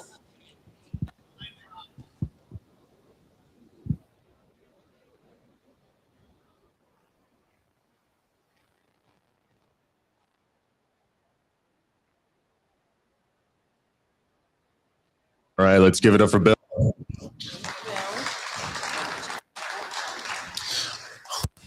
All right. So what we're going to do now, we're going to raffle off a couple things and then we're going to go on our break. All right. So first we have a chicken and pickle swap box with a 1 hour court time, 4 paddles, ball rental, 2 appetizers. So I'm going to pull up a name here and, oh dang, can you read that? Larry? Larry, where are you? Come on down, Larry. Come on down. Let's give this man a hand. You just get him some chicken and pickle. Nice. Perfect. So that's from Larry. All right. And then next we have a free certification from Mayflower. It's a free medical marijuana evaluation here. Leafwell? All right. I don't interrupt. It's Leafwell. Apologies on that. So we have 5 of these that we're going to be raffling off. So when I call your name, all you're going to do is you're going to go back to the WeedWorks table, and we're going to have those set up for you. All right. First, we have Mary. Mary, you here? Where you at? Oh, going once. Oh, you're right over there. Okay. Mary Golan. Yeah, there we go. Okay. I'm going to do one more. Yeah. So we're going to do one more here. We're going to save the other 3 for later. Second one here is Daniel D. You heard Daniel? All righty. So you're number 2, my man. And then we'll get the other 3 later on. But now we're going to go on a short break. And we'll be back for the veterans panel. So go ahead and take a 15-minute break, visit all the vendors, do your thing, bio break, and then we'll sync back up at 12:45 for the panel. Yes, and if you want to get all your raffles and prizes, make sure to get your punch cards. Go see all the vendors and you qualify for that bucket back there as well as many others. Thank you. We'll be back at 12:45. Hi guys, I'm Quinn Goldsberry with Charlie's, the founder of Charlie's. We're a premium pre-roll company here in Arizona. Charlie started about 3.5 years ago. I've been in the cannabis business for about 8 years before that, and I saw a big opportunity to start a pre-roll company with actually really good flower. So take care of our product the best we can to take care of the terpenes and the flower itself. What we do is we pick from Sonoran Roots, Grow Science, Vortex, some of the best producers in the state. We go hand pick our flower. We will take stuff in early, cure it even a little bit longer. It's in a perfect environment, 66 degrees, 44% humidity to preserve the flower and the terpenes. So when the consumer buys it, it's the best product it can be. We take it back here, we cure it, and then we process it through our milling machine here and then run it through our machines for Charlie's pre-rolls. So since inception, we always wanted to give back. We partnered with Soldier's Best Friend about 3.5 years ago. So we give back to them every month. They're an amazing organization that takes rescue dogs and vets, puts them through a 6 to 9 month training program to turn the dog into a service dog for the vet. Just a great organization. We try to actually partner with many of the vet organizations just to help the dogs write these programs that exist to help vets. I feel like cannabis has been a great medicine for vets. Helps with PTSD, pain relief. It's really coincide with Operation Green Wellness to let vets know about the plant, the medicine that cannabis can be for veterans. There you go. You're right there. It's always a good day when Charlie's in the house. Oh. Pop Pots are small candy-coated chocolate pieces infused with THC. Each piece contains precisely 1 milligram of THC, making them perfect for microdosing, sharing, or snacking. They're crafted using gourmet Belgium chocolate, ensuring a delicious taste in either milk or dark chocolate. The beauty of Pot Pots lies in their accurate microdosability. This allows users to gradually increase their dosage until they reach their desired effect, no matter what's your number, making them ideal for both beginners and experienced users. Pixels, the world's first handmade THC-infused sugar clusters. These tiny candies pack a punch for your taste buds and come in 6 fruity, fun flavors: strawberry, lemon, cherry, watermelon, blue raspberry, and grape. Every package of Pixels is 100 milligrams total and includes a scoop for easy dosing. Each scoop is 5 milligrams. Suno is a robust product line that offers wellness products in diverse form factors, giving you the choice to customize your wellness solutions to fit your lifestyle. Suno tablets are available in a variety of cannabinoid formulations, making them easy for daily use, no matter how you choose to mix and match them. They are discreet and portable, making them accessible for wherever life takes you. Suno's tinctures are uniquely crafted using hemp oil base, making them 100% cannabis. Like the tablets, our tinctures are available in a variety of cannabinoid formulations, making them customizable and unflavored to be discreetly added to your favorite drink. Suno patches are available in a variety of cannabinoid formulations, making them easy for a variety of uses, no matter how you choose to use them. Experience up to 24-hour relief right where you need it by applying directly where you are seeking relief. All our patches can be cut to fit your specific dosing needs and contain 50 milligrams of total active cannabinoids. Our patches are water and sweat resistant, easy to apply and remove, and safe for sensitive skin. Gluten-free, latex-free, non-toxic, and hypoallergenic. Our cannabis cream redefines relief. With a balanced blend of THC, THCA, and CBD, our line of topicals deliver deep penetrating comfort with a clean, quick-dry finish.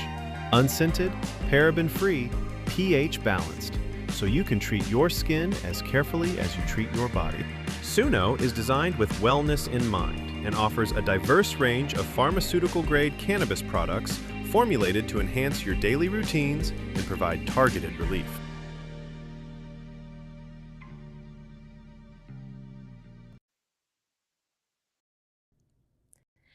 Greetings, I am Tina Tasaka with Cannabis America, and I am here with Justin Gilmore with Timeless, and we are here to celebrate this event, Operation Green Wellness, honoring veterans, plant medicine, and seniors. You excited to be here? I'm very excited today, yes. We are so glad to be here too. What brought you guys here for Operation Green Wellness? Well, I think the main thing is that Operation Green Wellness is an education first event. Timeless prides itself on creating high quality products, but more importantly, creating education and resources for consumers to learn about them. Yeah, for sure. Now, have you kind of seen a trend though, maybe over the last 1 year or 2 years? Have you guys seen a shift in your market that you are catering to, selling more to veterans and the senior community? Absolutely. Actually, the veterans and the senior community are both growing demographics that we love to support. And a lot of times are newer customers, newer consumers for cannabis. And so we like to put, our education at the forefront of that and teaching them all about what we do at Timeless. That is so amazing. And I know that there must be some special tracking and some special marketing that you're doing. Can you maybe name off like maybe one marketing program that you're doing for seniors and or veterans that you do at your dispensaries and through your products? We do so much. So we have in the past supported some senior events, some senior education events, mostly out in like Sun City, places where there's like heavily concentrated senior communities. We do a lot inside the dispensary as well. So if a customer sees us at a dispensary while they're shopping, we encourage them to come over and chat with us and ask questions to learn more. I know we've done some specific events for veterans and seniors, but I'm kind of drawing a blank right now on what those are. Oh, not to worry. And definitely that's why we're here today. Yeah. We have veterans here today. Absolutely. We have seniors here today. So certainly, you're going to be able to tell them about your programs and so forth. What do you think has been like maybe one hesitation that they've had, seniors and veterans, to walk into a dispensary and maybe ask for a marijuana product? What do you think that hesitation has been? That's a great question. And I think that cannabis is kind of confusing for new people. There's a lot of products. There's a lot of different terminology. There's a lot of misinformation out there. And so I think maybe one of the biggest barriers is just confidence and, feeling comfortable walking into the dispensary and knowing, what the experience is going to be like. What kind of questions am I going to be asked? And I think it's kind of our job, as stewards of the cannabis industry to educate people at events like this and make them feel more comfortable so that when they go in, they don't have that, those nerves of, what am I going to ask or what am I going to say when I get up there? And so we want to, kind of arm our consumers with that information prior to going in. Yeah, absolutely. So Justin, give us a rundown of kind of like your big blocks of products. Like you guys have vapes, you guys have gummies. Give us the big categories and then maybe a little bit that you have under the categories, like under your gummy category, what you have for consumers. Absolutely. So I guess our flagship product, the product that we started out with, is our vape line. And we have that in two different form factors. We have a disposable all-in-one unit, which is the product comes with a battery, comes charged, ready to go. And we also have 510 cartridge, which is my personal favorite because it's the tried and true technology.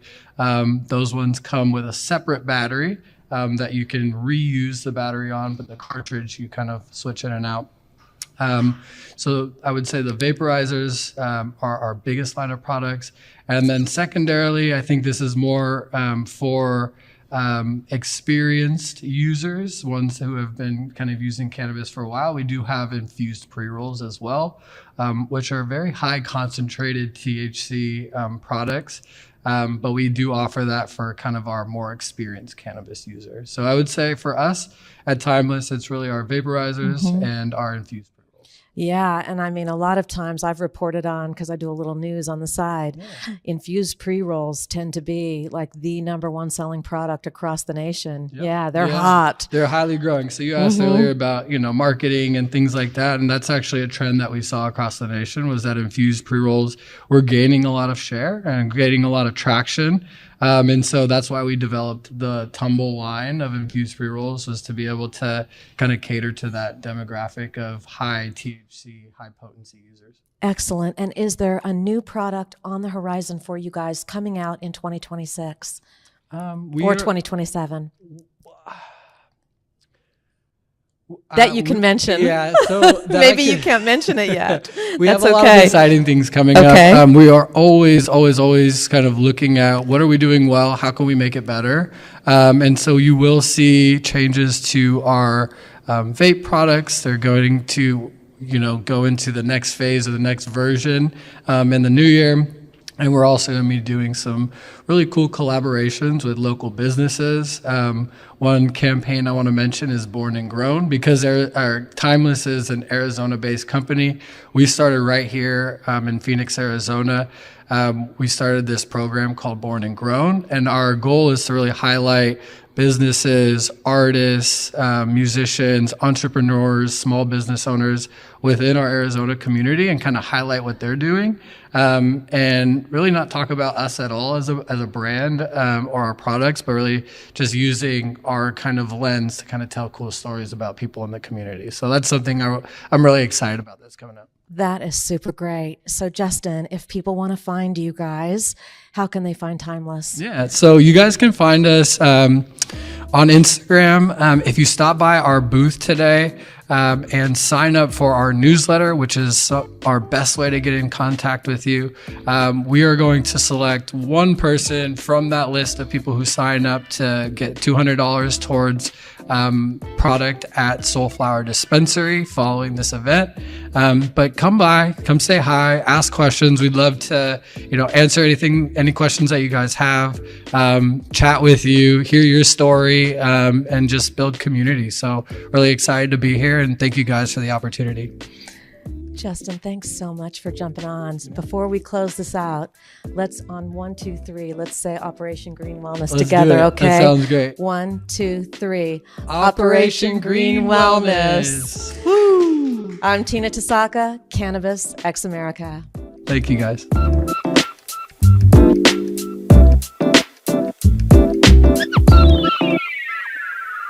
Tired of throwing money at marketing and sales tools that don't deliver? Introducing a Lead, your all-in-one business superhero at a fraction of the cost. Imagine a world where your marketing campaigns don't fizzle like a wet firework. Your sales pipeline isn't as messy as your sock drawer. Your website isn't as boring as a tax code. A Lead makes it all possible and affordable. But here's the catch. Traditional pricing, it's like trying to buy a unicorn at a horse auction. Expensive. Here is the average small business monthly budget breakdown. Marketing tools, $100. Then a sales software for $80. How about a website builder? That's another $50.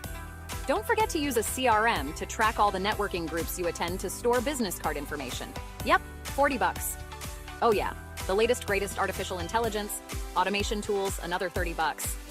And the list goes on, but we're different and feeling quite generous to help reduce those critical monthly fees. For a limited time, you can get a Leadly, the all-in-one marketing suite for just $1 per day. That's right, $365 for a year of unlimited everything. There are pay-as-you-go costs for as-needed services with the average small business spending, just $25 to $35 per month.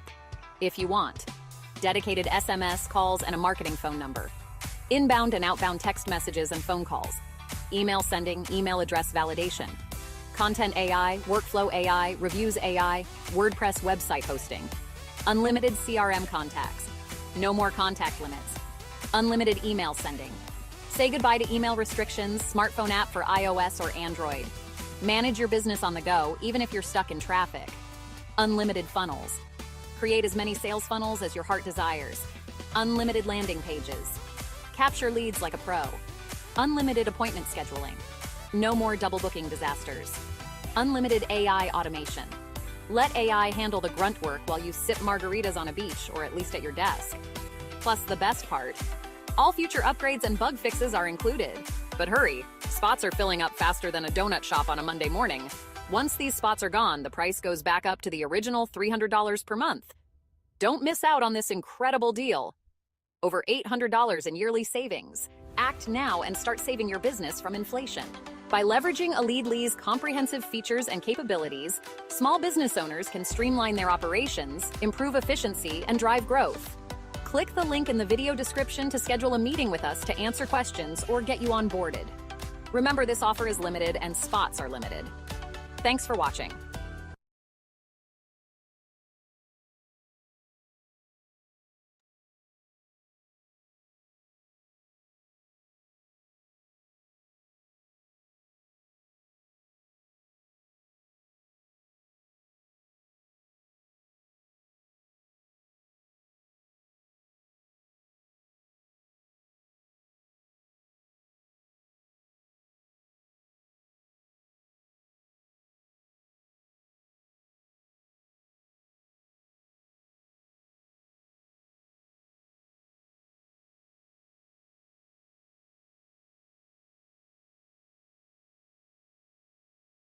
Ugh, this air conditioner isn't working again. I'm roasting in here. Hi there. I'm from Cannaloo Air. I'm here to fix your air conditioner. Cannaloo Air is a family-owned HVAC company that specializes in residential air conditioning and heating. We offer a variety of services, including installation, replacement, repair, and maintenance. Cannaloo Air. We keep your home comfortable all year round. Call us today for a free quote. Why Cannaloo Air? Here are the top 5 reasons. Family-owned and operated. We are committed to high-quality service. Our technicians use the highest quality parts and equipment. The business is a member of the Home Advisor Elite Service Award program. And finally, we have an A+ rating with the Better Business Bureau. Visit our website, canilooair.com, or call us today, 602-609-3480, to schedule an appointment.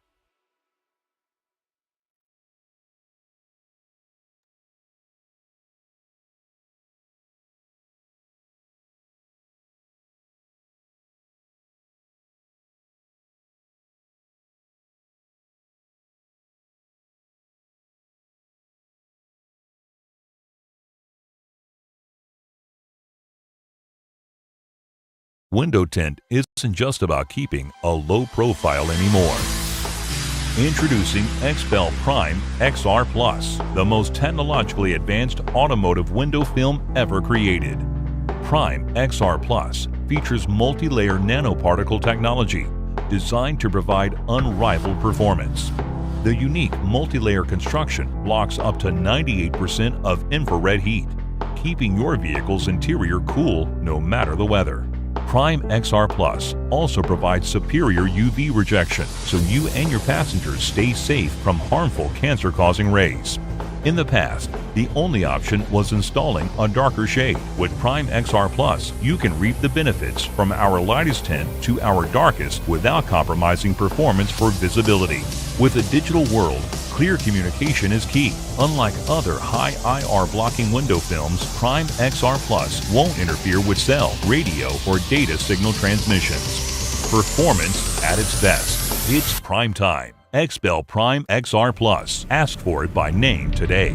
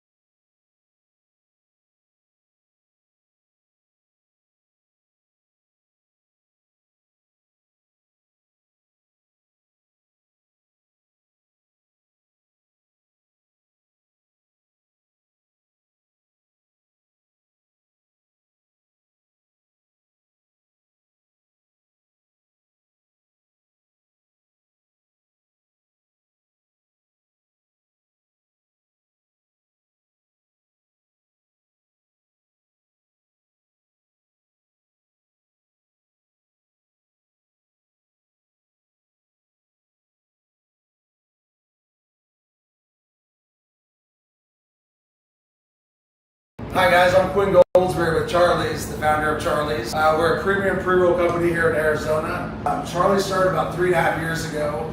I've been in the cannabis business for about 8 years before that, and I saw a big opportunity to start a pre-roll company with actually really good flower. So take care of our product the best we can to take care of the terpenes and the flower itself. What we do is we pick from Sonoran Roots, Grow Science, Vortex, some of the best producers in the state. We go hand pick our flower. We will take stuff in early, cure it even a little bit longer. It's in a perfect environment, 66 degrees, 44% humidity to preserve the flower and the terpenes. So when the consumer buys it, it's the best product it can be. We take it back here, we cure it, and then we process it through our milling machine here and then run it through our machines for Charlie's pre-rolls. So since inception, we always wanted to give back. We partnered with Soldier's Best Friend about 3.5 years ago. So we give back to them every month. They're an amazing organization that takes rescue dogs and vets, puts them through a 6 to 9 month training program to turn the dog into a service dog for the vet. Just a great organization. We try to actually partner with many of the vet organizations just to help the dogs write these programs that exist to help vets. I feel like cannabis has been a great medicine for vets. Helps with PTSD, pain relief. It's really coincide with Operation Green Wellness to let vets know about the plant, the medicine that cannabis can be for veterans. There you go. You're right there. It's always a good day when Charlie's in the house. Oh.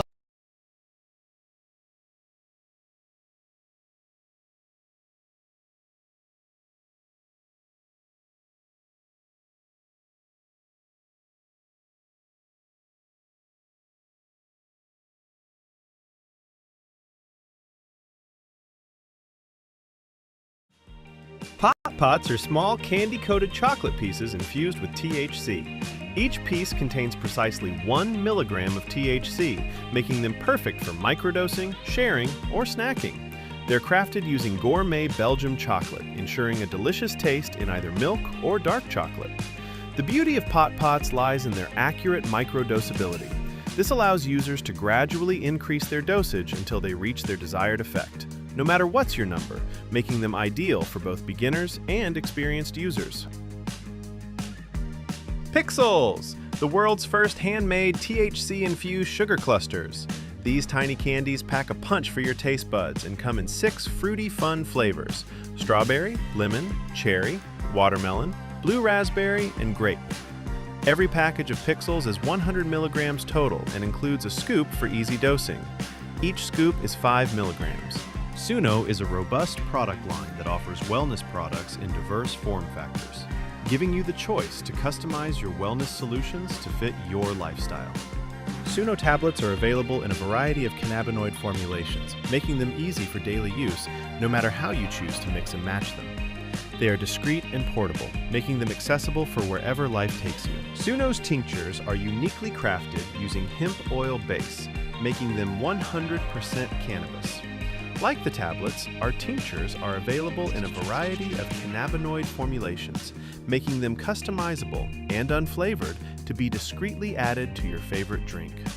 Suno patches are available in a variety of cannabinoid formulations, making them easy for a variety of uses, no matter how you choose to use them. Experience up to 24-hour relief right where you need it by applying directly where you are seeking relief. All our patches can be cut to fit your specific dosing needs and contain 50 milligrams of total active cannabinoids. Our patches are water and sweat resistant, easy to apply and remove, and safe for sensitive skin. Gluten-free, latex-free, non-toxic, and hypoallergenic. Our cannabis cream redefines relief. With a balanced blend of THC, THCA, and CBD, our line of topicals deliver deep penetrating comfort with a clean, quick-dry finish. Unscented, paraben-free, pH-balanced, so you can treat your skin as carefully as you treat your body. Suno is designed with wellness in mind and offers a diverse range of pharmaceutical-grade cannabis products formulated to enhance your daily routines and provide targeted relief.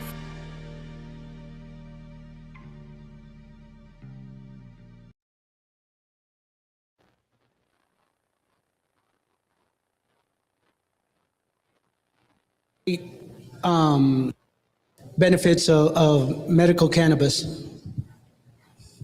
Thanks, Ro. Joe Warhol, Deputy Director for the Home of Record Project, Marine Corps veteran, ASU grad, all the good things. I'll leave it at that for now. Oh, I did get invited to this by Randy and Rob directly through Nate over here, who's kind of doing the MC work. But after a very cool conversation with Randy and Rob just a month or two ago, they're like, hey, we want to have you come tell your story a little bit, talk about cannabis, talk about psychedelics, talk about all the things that are contributing to the success of the veteran community now. Hi, everyone. I'm Michael Kruk. I'm with Soldier's Best Friend. Been with that organization for about it'll be 2 years on Monday. So I'm an Army combat veteran, retired from the Army, 3 deployments to Iraq. I got into this because of Ro going to his coffee connections. Met Randy and Rob, found out that they're from the same exact part of Illinois that I'm from. So it was really cool to meet them and hit it off at the stand down. So I just love how they educate everybody on cannabis and how it can help us get through some of our ailments. So happy to be here. Good afternoon, guys. My name is Ulysses Lopez. I'm an Army combat veteran, 2-time Purple Heart recipient, and I'm also the executive director of the Aya Mission, a veteran nonprofit focused on harm reduction in the veteran space through psychedelic-assisted coaching. The reason why I chose to come up here is because I think, although we're going to be sharing some anecdotal some stories about our personal experiences, I think that there's a little bit of you guys in each and every one of us and vice versa. And I feel that by just hearing our stories, you might be inspired to, take the next step and potentially find healing and and then find that personal growth. So I'm super happy to be here, guys. Thank you. Hello. My name is Nathan Kohlerman. I've been helping Randy and Rob move some things around here. And Army veteran, got out 2016, medical discharge, and for the last 10 years, it's been quite the journey. So, I mean, I have a professional life, of course. I'm not going to talk about that today, but I have a deep passion for supporting our veteran community, and that's why I sit on the board for Patriot Project Foundation, which works really closely with a lot of other initiatives here in Arizona to support our veterans in crisis and homelessness and finding the resources and getting the support they need and deserve. So I'll be here asking some questions today, but I mean, I would love to connect with each and every one of you, and to my kids watching the live stream, hey, love you. So I do have a couple of questions here, and one thing I want to know and want to frame first is that this is super loose format. So again, if you want to come up here in one of these seats, be a part of the conversation, if you have a perspective, a discussion, an aha moment, we would love for you to be a part of it.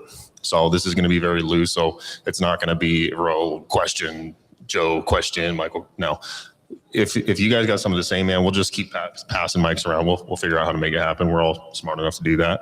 But the first question I have, and Ro, if you want to kick us off, is like, what was that aha moment for you where you knew or realized when the traditional way of doing things in terms of medicine and care fell short?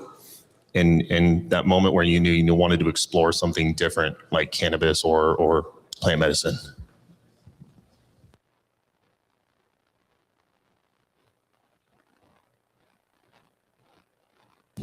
Mine mainly came from having been prescribed 12, 15 prescriptions and still having pain on my side, still dealing with migraines, because I got diagnosed with TBI and wind up taking 6, 8, 12 Tylenols, ibuprofen, what have you, to try to get rid of the pain, and nothing was working. And I want to say Instagram, Facebook, maybe social media, I saw Bake Bros on there, and I'm like, what's Bake Bros? So of course, like anything else, if I don't know what it is, I'm going to do an internet search. And I noticed that they were veteran founded. So that's what attracted me to them right off the bat. So I sent where it says contact us. I sent an email, like, hey, is there any way I can meet up with you guys? This is like 6 years ago. So I already had started Valor's like 2 years earlier. And I reached out to them, and they invited me out to their facility, and they gave me a tour, and they gave me a sample box. And pretty much they broke it down. This is what this is for. This is what this is for. But the one thing I highly recommend whenever you start anything is to follow the instructions or whatever the recommended dosage. Because the first time I tried it, I tried one, and I'm like, man, this is good. Next thing you know, I tried one of each. So there was a green, a blue, a red, and a yellow. But next thing you know, I was like, wow, these taste like regular gummy candy. Next thing you know, the room was spinning at 1,000 miles an hour. And one thing led to another where, like, literally, I'll cut it real short. But I wound up on the ground, and I had to call my neighbor, take my dog out for a walk because the room was spinning too fast. So I was literally on the ground for like a day and a half because I couldn't get up. It was crazy. But the aha moment was trying those for the first time and realizing that the way they broke it down to me and the way they explained to me, each version, for whatever ailment, whether it's TBI, sleep apnea, pain, each one takes a certain dosage. And, take the right dosage. Ask questions if you're not sure. Don't do what I did and just because it tastes good, you're going to take more than one, But that was my aha moment, was finding these guys on the internet by chance. That's the way I did my aha moment. Thanks, Ro. Aha moment.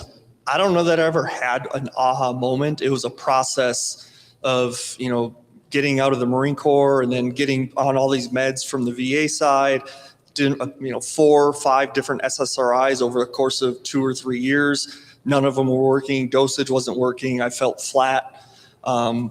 Made some mistakes in my life, kind of hit rock bottom. So I guess that would be an aha moment, but it didn't involve cannabis. Cannabis didn't really come in until after that for it recreationally, because at the time it wasn't legal here yet. So another Marine Corps buddy of mine kind of turned me on. He's like, hey, this might help, calm you down, get you to relax a little bit, which it did, of course. But it was just kind of a process. There was never one moment where it's like, yep, this works. No, it doesn't.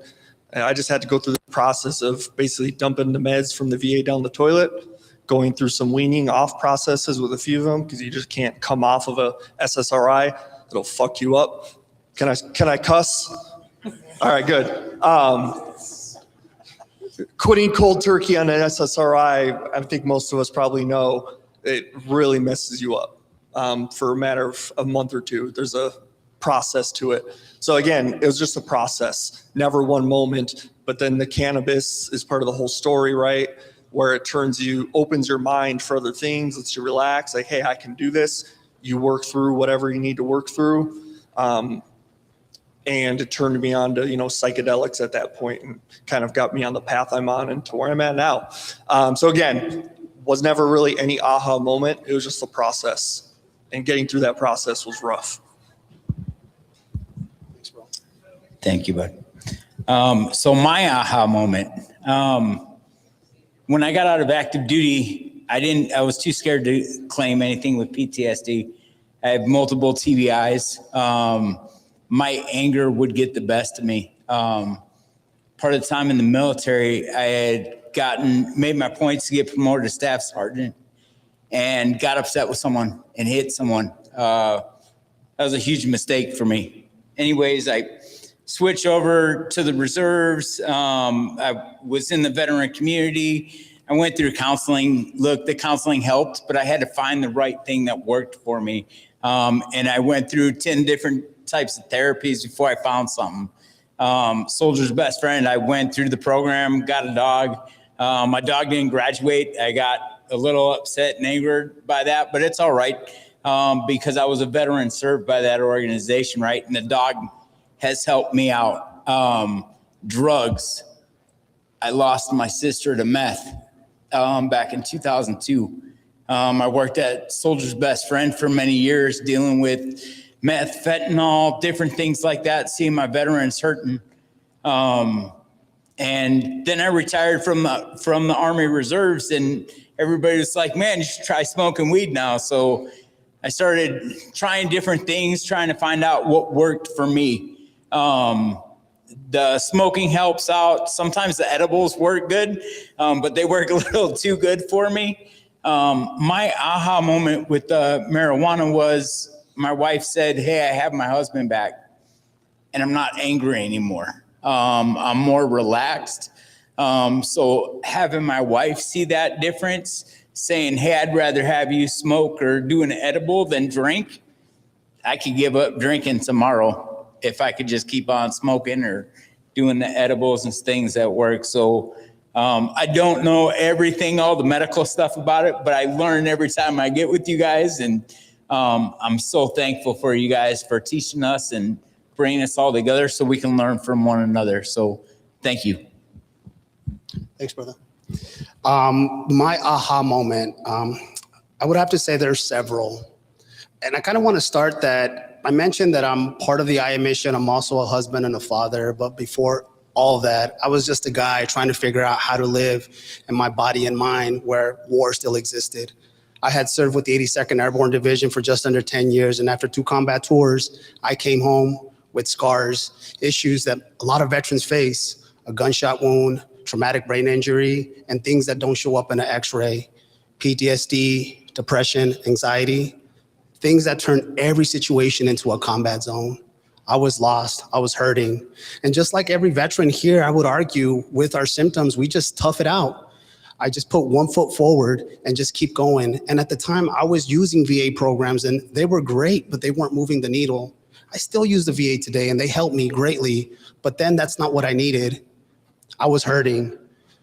That's when I started researching other modalities, other plant medicines. I had looked into cannabis, and cannabis worked in a pinch, but it wasn't hitting the mark.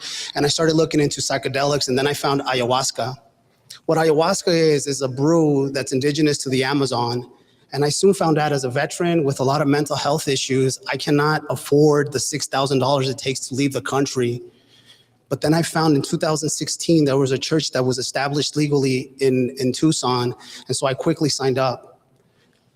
Over my years of therapy, I got more healing on one night sitting with ayahuasca than I did in all that time. I was finally able to look myself in the mirror, accept the moral injury, the grief. And like I just stated, the greatest gift of all was the gift of acceptance, that everything was okay. I started to find myself and grow based off of that plant medicine. And I knew that everybody needed to, I felt that everybody needed to be introduced to not only this substance, but the power of plant medicine themselves. And so I know I couldn't keep it to myself. This is why myself and my wife and many other veterans that believe in the power of plant medicine, we've built the I Mission. We partner with churches that are practicing legally in the state of Arizona to provide a safe space for healing. And the I Mission specifically, we focus on the space in between, the screening, the preparation, the integration afterwards. That's when the work happens, I found. It's not just the substance or the actual plant. That actually opens the door. It's the work that you put in order to heal. And what we've seen over the years is tremendous growth from people rebuilding families and healing. And then just in those small examples, those are several aha moments. Even sitting today, I have a few aha moments because there's powerful stories up here and examples of how plant medicine can make somebody's life a lot richer. Like, let's fast forward to present day, right? I'm so happy that the VA is finally funding research into this. They haven't done that since the 1960s, and Congress is actually looking into the power of plant medicine, right? But there's the thing. That legislation, all that takes time. All that is a gap. A veteran in crisis does not have that healing when they need to address that specific gap. And that's where the I Mission exists. We exist within that gap.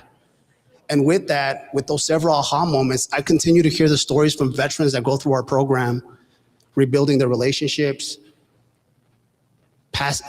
moving past trauma, being able to finally grow. And that in itself is inspiring to me. So again, just to kind of sum that up, it's that, and thank you, gentlemen, for sharing that, because just those examples that we just shared up here with the audience, those are all just, although anecdotal, those are all examples and potentially lessons that folks here can grow from and inspire. So thank you. Yeah, it's for show of hands, like who relates to one or many parts of those stories, right? And I'm sure many of us experience a lot of the same things. And even, much like Joe and Ulysses, very, very specifically for me, it's never been about an aha moment, right? Like, I've known rock bottom since before I could even remember anything. And, navigating the world enough was hard for me because, I come from gang culture, drug culture, and the Army's what saved my life. And ironically, the Army said I was too smart to get shot at. So I haven't seen some things that my brothers and sisters have yet. The system itself, the embeddedness that we find ourselves in, and the transition, it was not an easy one. And that's where it really started for me, was going from a recreational, Bill, I like what you said, going from a recreational, getting high as a teenager, to getting out of the military, being misdiagnosed, misprescribed, all the other things and gamuts that we've seen. And that's where the traditional healthcare model failed. So outside of just exploring, cannabis, ayahuasca, 5-MeO, psilocybin, LSD, I got very deeply embedded into the psychedelic alternative and shamanic path before cannabis even became a now tool instead of a dependency. And I've never really known that difference. So for the last 17 years, in my journey with substance, it's just been an evolution of, I need this to be okay, to this is how I can actually be okay with what's happened. And in that transition, in that process, and having people around me that help me feel safe enough to not just, one, know what I'm doing, what I'm getting into, the setting, the intention, the environment, but also to be okay with who I was in that space. And I've had several mentors, and I am curious, to you guys, like, who was that person or what was that resource that you found that you said, you know what, this might actually work, or I feel safe enough to do this, to explore what's really out there for me? You guys mind if I answer first? Hey, testing. Perfect. It's as funny as it is. Who that person was my VA psychiatrist. Now, hear me out, right? I know it's kind of weird. I know it's weird, but hear me out. The thing about taking these plant medicines without intention or have somebody to give you space, the opportunity for introspection, it's just doing drugs, right? And I remember, and it's a practice that I still do, right? If I'm gonna sit with a sacrament, right, I schedule that appointment and I make sure that I'm in my right mental headspace. But initially, my VA psychiatrist, they provide meds, but I felt safe with this guy. He was a retired major. And the big thing is he was able to explain what was actually happening to my brain versus me just tripping.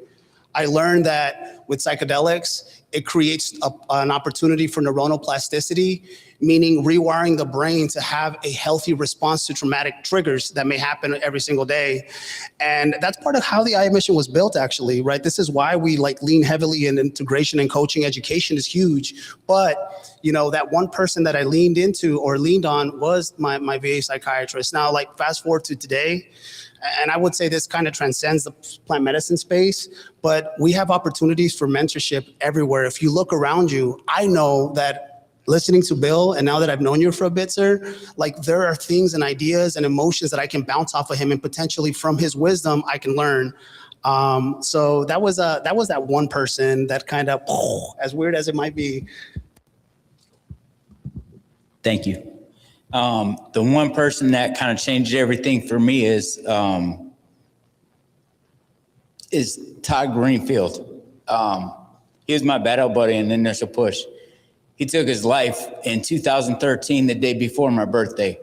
After that happened, I was in the reserves, and one of my leaders was like, "Hey, bud, we got this great program. It's called ACSI, man. We want you to learn about it, because you're going to school for psychology."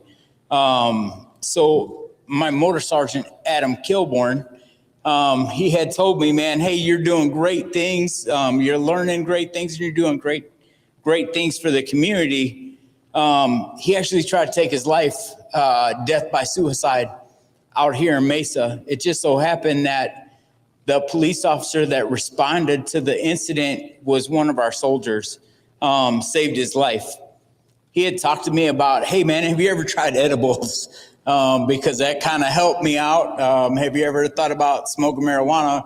And I was like, "Man, I'm still in, so I can't do that stuff."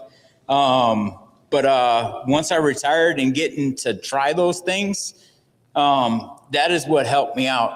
I look amongst the crowd, and I've seen a couple of the veterans from Soldier's Best Friend. I run a peer support group the third Wednesday of every month, and I always tell my veterans, with all the craziness that goes in our world, it's us that is going to bring everybody together, right? So when my brothers and sisters suggest things and they talk to me about it, I'm like, "Hey, I'm willing to try that." Talked about microdosing. That's something that scares me, because I tell my brother all the time, who's been on every drug under the sun except for crack, because he didn't want to be a crackhead, but heroin is so much better,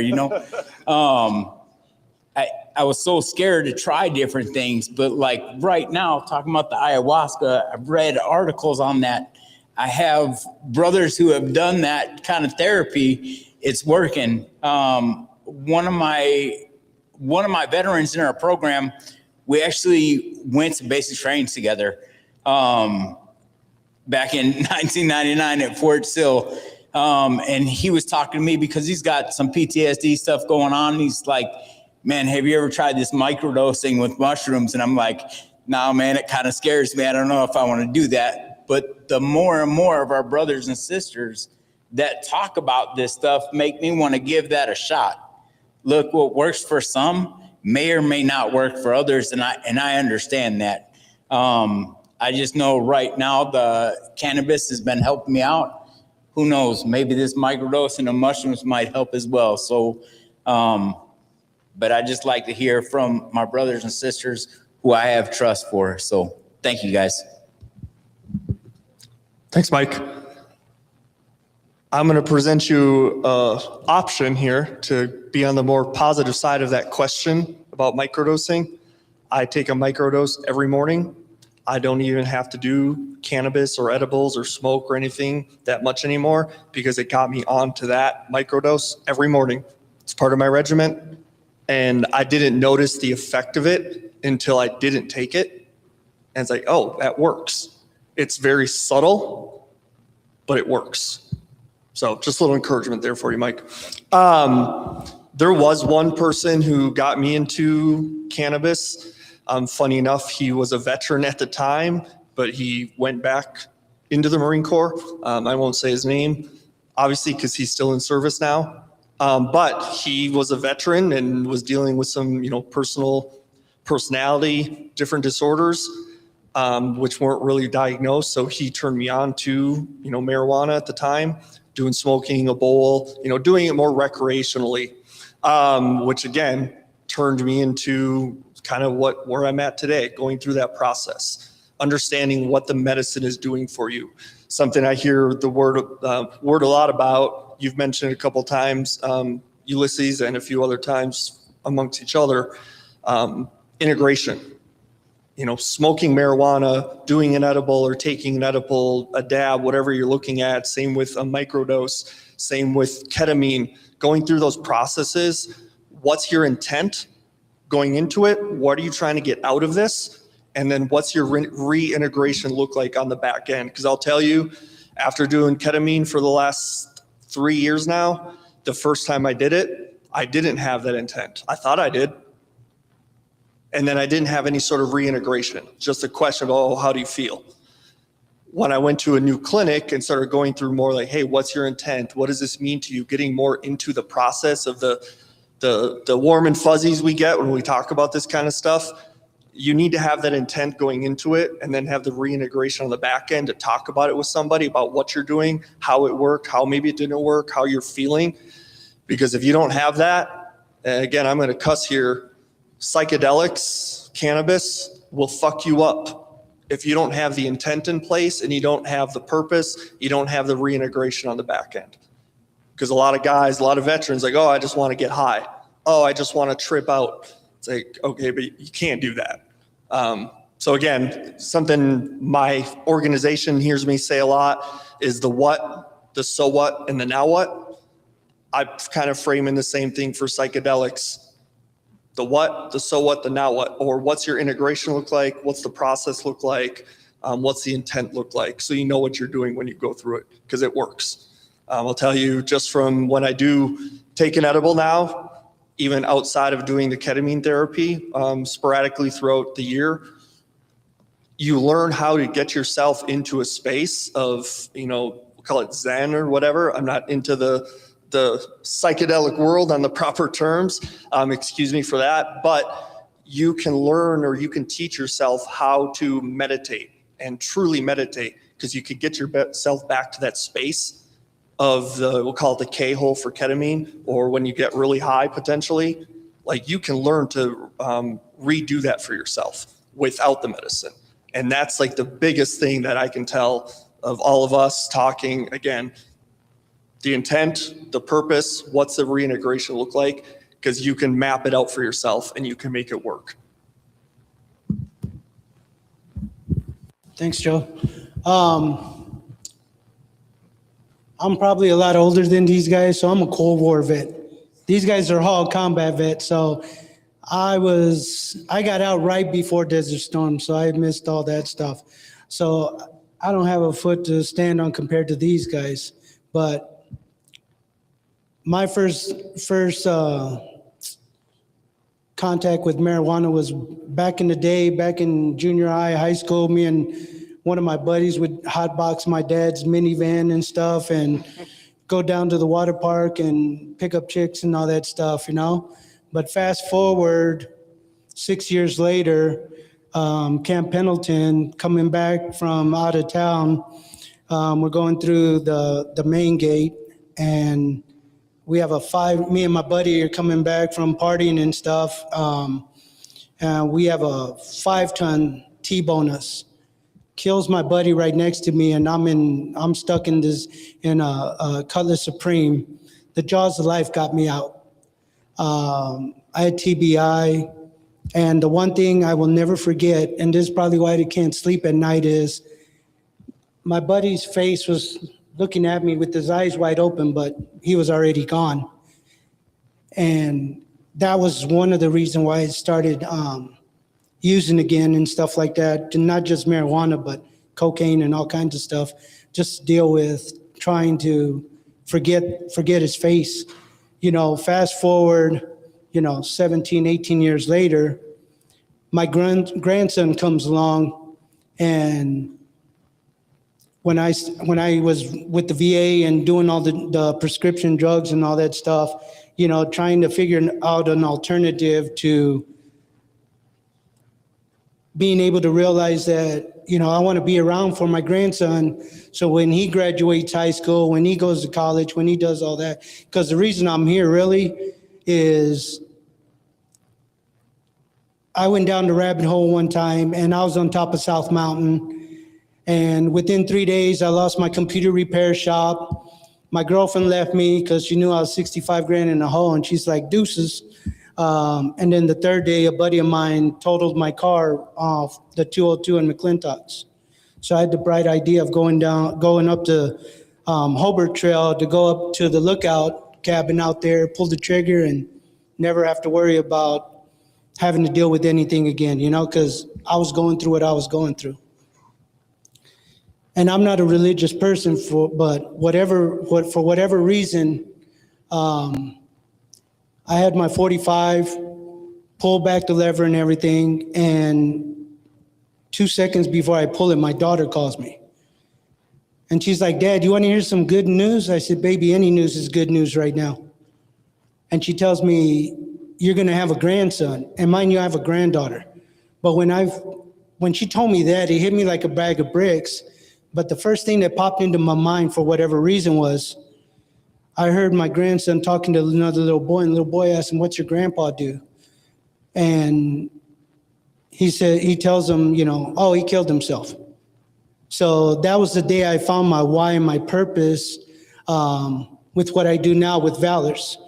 I started out as a volunteer in the community. So walking down, I was bawling my eyes out, crying, like, how can I keep my brothers and sisters from going down this rabbit hole? Because now I understood why they go through what they go through. Because you think you're the only one going through what you're going through, but yet there's hundreds, if not thousands, if not millions of other guys going through some shit. And I had no clue what I was going to do, how I was going to do it, or anything like that. But I started volunteering in the veteran community. I wound up being a veteran engagement coordinator, then a social director. And one thing led to another. Next thing you know, it's like, I wanted to do other ideas because at that time with the organization, they ran, they did 5Ks. And if you're doing all that stuff, you're probably doing pretty good. But I'm like, what about the guys that can't get out of bed? What about the guys that can't run, the guys that can barely walk? How are we helping them? So make a long story short, my buddy I joined the Marine Corps with on the buddy system, he was part of leadership, and a female Navy vet. And they're like, Ro, fuck these guys. You're doing half the stuff anyways. Why don't you start your own thing? And it took me like a whole 30 seconds to figure it out. And I got on the internet that Monday morning, and I just Googled how to start a nonprofit. And I just printed up the sheet and started crossing everything on there. And you know what? The best thing I ever did was to listen to them two veterans tell me, do your own thing.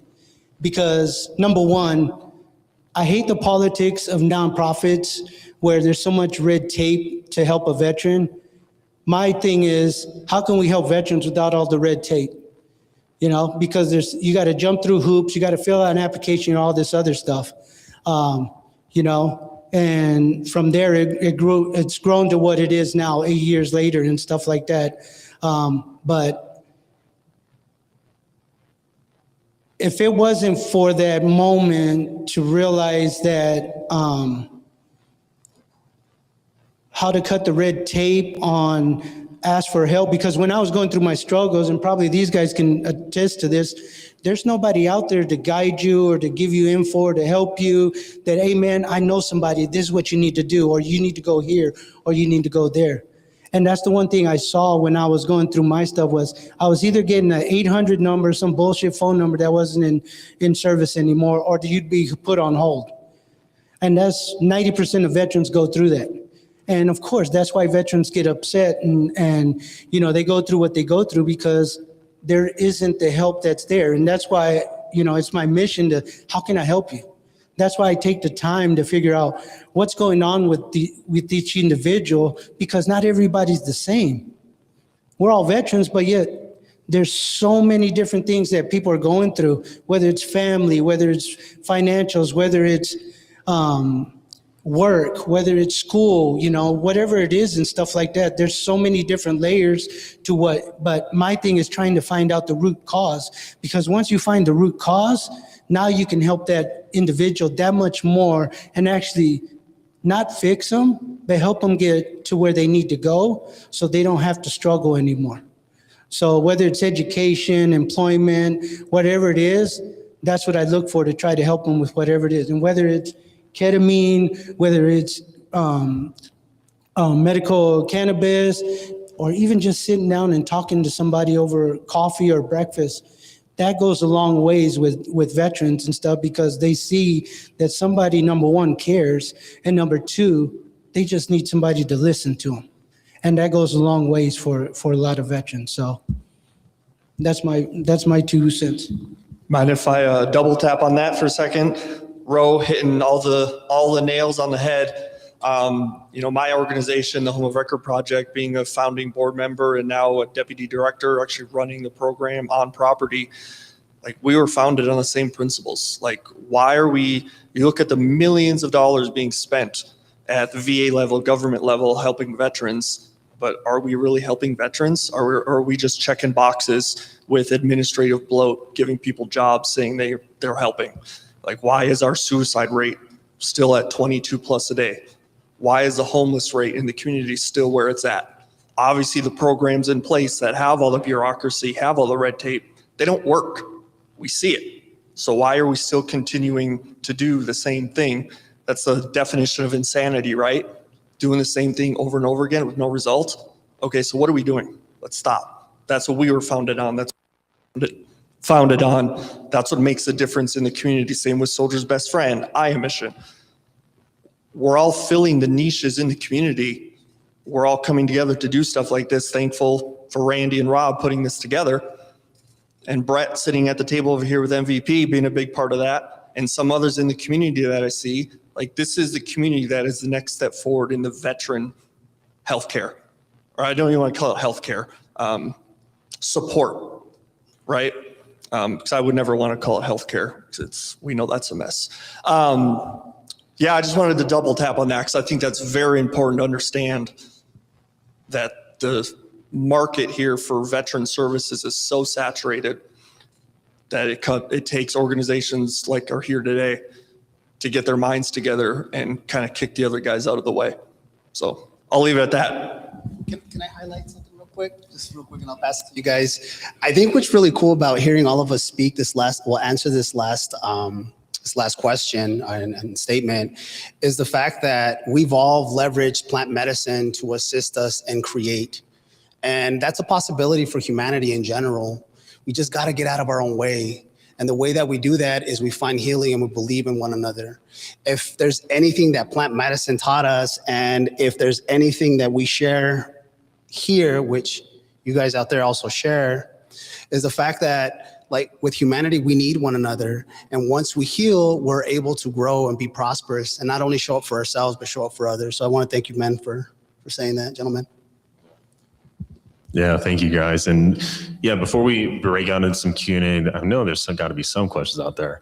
I just want to kind of close out on, it wasn't necessarily one thing for me. It was the journey, and it's the communication, it's the connection, not necessarily with the individual, the resource. And there's so many people out here. So like Randy and Rob, like, props to you, because like what you're doing for the community is amazing. I'm even day. I'm like, dude, you got a whole cheat sheet menu? Like, sign me up, man. I wish I had that 10 years ago. But for that reason, you know, that true teacher for me is when I actually journeyed down to the Amazon, and I actually sat with the Shipibo tribe for a week, and, you know, sat in ceremony, whether it was ayahuasca, Kambo, and what I learned was the intelligence that the medicine has rather than the external resources that we have around us. And for me, that's been my life. And obviously I'm probably younger than everybody up here. And to be on that journey, to hear that dialogue in the back of my head, whether that's a plant medicine intelligence or God's voice, whatever you consider that to be for you, or even just that little whisper that's encouraging me to just do 1% better, or that today is not going to be as bad as it was overseas, or it's not going to be as bad as it was back in the day, but I can actually be here. And I thank God for that, because without that intelligence, even the Icaros and the music, like, I can now hear my kids without a chatter in the back of my mind. I can be present with my family. And that's been the teacher, is that intelligence has always existed, but whether it be explosions or radar or EMFs and all this other stuff that's got our mind trapped in certain ways, you know, that's been the teacher for me, is knowing that it does have an intelligence. Call it intention or call it a prayer, whatever you want, but to have that now within myself, I cannot credit that to traditional, we'll call it sick care, or a lot of other resources that I thought were resources at the time, but were really just crutches. So, you know, with that being said, thank you to all my guys up here. I have a good relationship with every single one of you. That's the beauty of being in community, is that I've been able to shake hands and sit down and have coffee and have conversations and set up booths and be able to be of service, because that's what we're here to be. And specifically for the veterans and even their spouses here and family members, because that is just as important too, as Bill and many other people have described. Without you, we wouldn't have that strong, stable foundation at times. So, like, your voice matters, your wellness matters, your mindset matters, and your life matters. So with that being said, just if anybody has any questions, and it doesn't have to be like a super structured Q&A. If you can't tell, I'm not the most structured anymore, because I found some peace there. But if you even have something to share or want your voice to be heard here too, this is going to be a window for that too. Come on up, bro. You should have been up here anyways. Oh, no, I'm not up here. I just don't want people staring at the back of my head. Okay, so real quick, just talking a little bit about me, because it goes into my question. We were talking about the aha moment, right? So for me, I think I can categorize my aha moments into two things: external and internal. External is very much kind of like what was said today, which is looking back at my service and getting involved in the veteran space and seeing what cannabis or other medicines have done for them in terms of their trauma. Turns me into a believer, right? Like, I'm a supporter. My internal is, and I was just talking to Randy and Ulysses and Joe earlier, I'm what I consider myself to be an OG when it comes to cannabis, right? Like, I went to what's called a drug dealer to get my cannabis back in the day. I'm not that old. I'll be 40 this year, but, you know, still, that's what I had to do, right? And that was for years what I did. But my story is, in the 6th grade, I moved from Tennessee out here to Arizona in middle school. I was an athlete, very good at what I did, just, I guess, popular, whatever that means at that level. Had everything going for me, but I moved out here, went to a middle school, and all the athletes bullied me. Not physically, verbally, got me kicked off teams because they knew the coaches that they played for 5+ years since elementary school.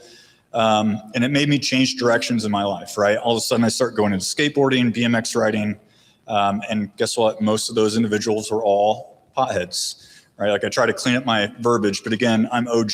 I'm not, I'm trying to do better with medicine, and you know what I mean? So, but it is what it is. So that was a rift in my life, changed everything for me. I'd never experienced that before in my life. Kind of just the ridicule and just being pushed out of the groups that I wanted to be a part of. So I got into skateboarding, got into BMX. All of them were smoking weed. And so I started doing it at a young age in 6th grade for years, daily. But the one thing that I thought of, and this again came after the fact. I had the same external stuff that everyone else up here was talking about. But for me, I looked back in my life and I realized, holy shit, internally, like the people that were doing this way back then, right, back when DARE classes existed and hey, drugs are bad, okay, they were full of love. They were accepting. They brought me into their circle. They took care of me, and it changed my life. Eventually, I moved on from that and went down different paths, but it wasn't until after the fact, like, 2020, when I got out of the Marine Corps, and all of a sudden I'm looking down the street and I'm like, that's not a gas station, that's a dispensary, and I can just go in and pick whatever the hell I want. Like, what is happening? Like, things changed while I was on the inside. But looking back, that's what kind of shifted things for me. So I guess the question that I would pose to all of you or anyone in this room is, I think the veteran population, of course, that's why many of us are here. We're great test subjects for trauma-informed, like fucked up people. We're great test subjects. But I was talking to Randy earlier as well about kind of the stigma that still exists today, right? It still exists. My wife is one of those people. It's one of the reasons why I don't live the same way that I used to live. But that's also a barrier, right? So how do we break that barrier? How do we have the conversation where we can support something, whether you take part of it or not, you realize the help that it's doing, so you support it being done the right way, the responsible way, because I'm no longer the 6th grade me anymore. None of us are. We have maturity now. We can make more informed, educated decisions. So in terms of, conversations that all of you have had with other people, especially, doubters, naysayers, don't believe in it, whatever, how do we start to break that stigma? Because I could tell anybody out there, like, I'm fucked up from what, Marine Corps combat veteran, my friends are fucking killing themselves. Sorry. And I could tell them, yeah, but cannabis has helped me. Like, great. Good for you, right? Like, I'm happy that exists for you. But that doesn't make it relatable to them. So how do we break that wall where it's relatable to everybody? Yeah, I can just give you my piece. Thank you for the question, Brett, and thank you for the story. That's powerful, man. I think in terms of the psychedelic space, we're already seeing it, right? We had a comment about microdosing earlier. We now have evidence that psychedelics have a neurogenic effect, meaning they regrow brain cells. There's studies out there showing that a person with dementia starts reversing their symptoms just after beginning microdosing, and that's real evidence. It's out there. We see over the last couple decades, the research coming out of Johns Hopkins University, we're seeing fantastic outcomes in terms of people being accepting of death, right? And so, how do we begin to engage this conversation? Like, first of all, we have to move the conversation out of the esoteric spiritual space, which I think there's a time and place for that. It's absolutely important. And like you said, there's a consciousness there that we cannot measure, so the scientific community will not recognize it. But the way that we start moving the needle is by producing that research, by start showing the efficacy behind these substances and what those outcomes are, start tracking those biographical and biological markers to show actual improvement, and then engage that conversation. Because until that happens, you hear, a person, you bring up the word psychedelics, oh, it's hippie, right? Without actually considering what it actually does to the brain, to the focus, to the growth. Because what you're doing in that neurogenic state is you're reprogramming your nervous system in a healthier way. In fact, you're hitting that reset button, right? You have a lifelong of trauma that has really messed up your nervous system. And by going to a state of neuronal plasticity, it's an opportunity to reset that nervous system.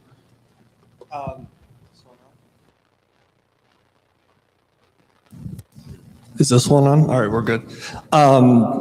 What I was going to mention to the question, that Brett presented here is the impact that I've had, and I don't want this to be about me in any sort of way, but the impact that I've had with the veterans that I've talked to about start microdosing, start cannabis, start with a little gummy, go get a drink, just to get an idea of what that could feel like for you, as long as you have, again, as I mentioned, that intention and that reintegration on the back end, but have that intention going into it and having that conversation with them. And I'm talking a real conversation, like coming from my Marine Corps background a little bit, I am a huge fan of kneecap to kneecap conversations, breaking bread with your people, because it gets you to kind of let your guard down a little bit. Go to dinner with somebody.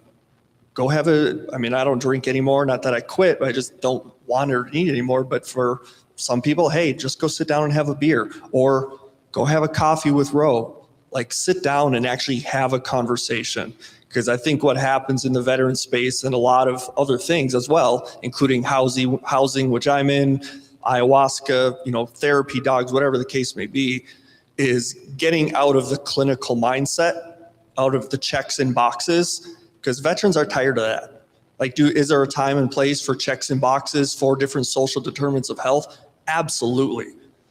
But when it comes to getting a veteran to come into the space of cannabis, psychedelics, like, you got to get them to get their guard down. And again, the success that I've had is with veterans is going out to dinner.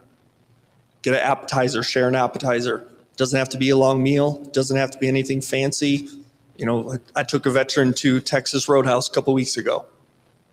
Paid for the dinner, took care of it, not worried about that. But if that dinner opens up that gap in that door that you need to kick in, that was well worth the $50 I paid for a steak dinner at Texas Roadhouse, right? But again, I'm a massive fan of breaking bread with your people, even if it's a stranger.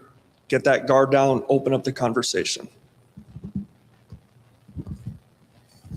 Appreciate it. Bill.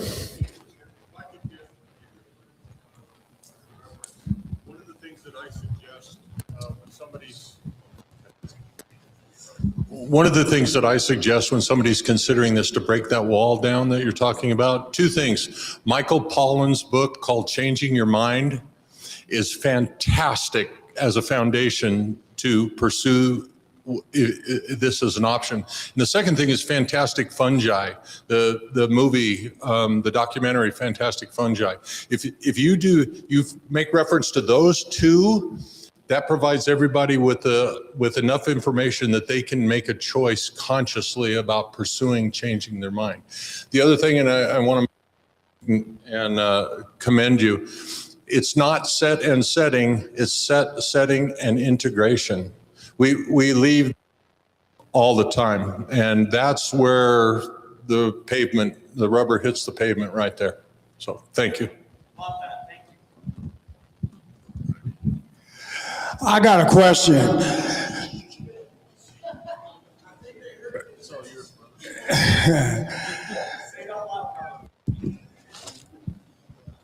medical marijuana going away? Is it here to stay? Is there something about to happen with the current administration that is about to do something to the way the dispensaries and everything is selling and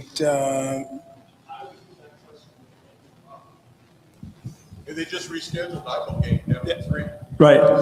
Yeah. So as we talked about in our presentation, cannabis has just been rescheduled, or they're in the process of rescheduling it to make it a Schedule III drug, which means it's now going to be classified as medicine, like Tylenol with codeine. So, well, what does that mean from practical purposes? Well, what it means is the federal government will now have more money to put towards research in regards to the cannabis plant and what kind of ailments it could help with. So what I think is probably going to happen as we go down the line is that pharmacies will have, and the FDA and drug companies will make cannabis-based medicines. Okay, I think we're going to get there. They just have to do more research and more time.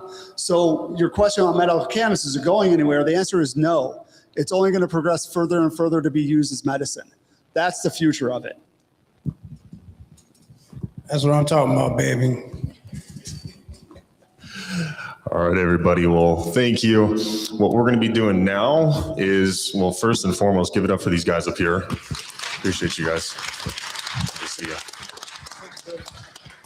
All right. So the bus is going to be here at 2 for the dispensary tour, but shit's already here. So we're going to raffle these things off, and then we're going to be getting going. All right, guys? Fucking pro at it. Hi, I'm Amethyst. Nice to meet you. All right. We're going to, did you do a round of applause for these guys? Huh? We do it? Okay. Get a picture. Just raffle. What? I hear you. I'm waiting.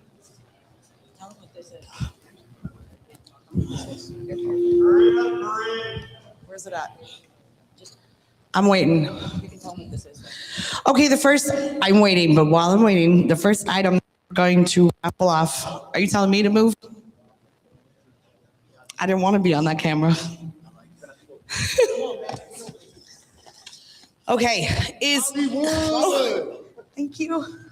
It's Hollywood. Hollywood. Let's go. You're late there, devil dog. We're raffling off an air purifier. So if you live in a small apartment or an apartment, our friends at Higher Innovations are gifted this to us to give to you.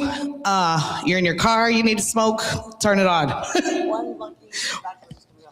I do not promote smoking and driving. My bad. The lucky winner is Tanya McDonough. I spelled your name. I don't remember how to say it. Tanya. Oh, you know what? She left. Got to be here to present, right? Okay. Charles Pittman. That's my writing. Yay, congratulations.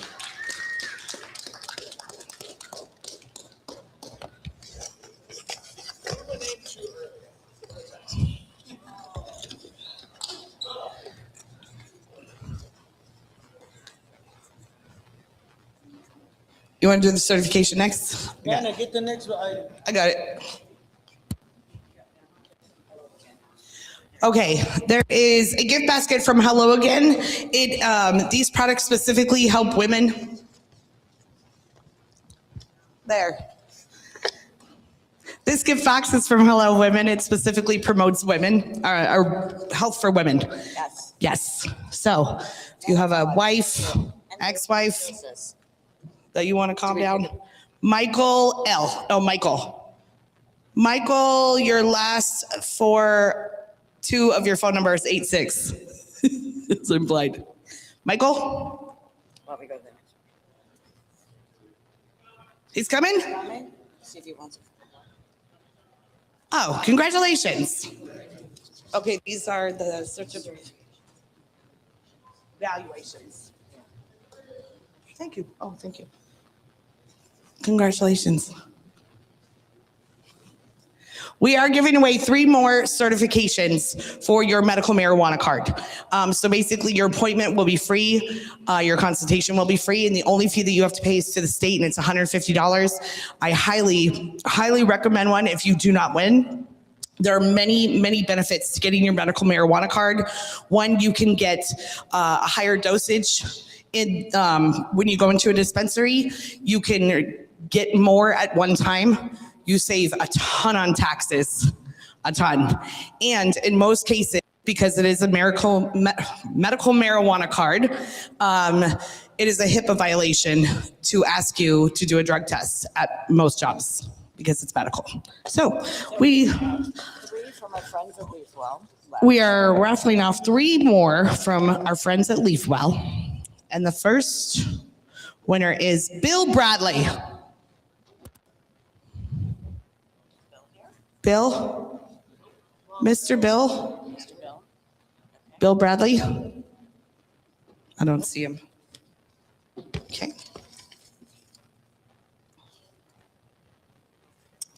Oh, God, I have no idea. Melissa. Melissa. M as in Mary. Last name. Melissa? Yeah, that's Melissa. No, Melissa? Ooh. Getting down to the nitty gritty.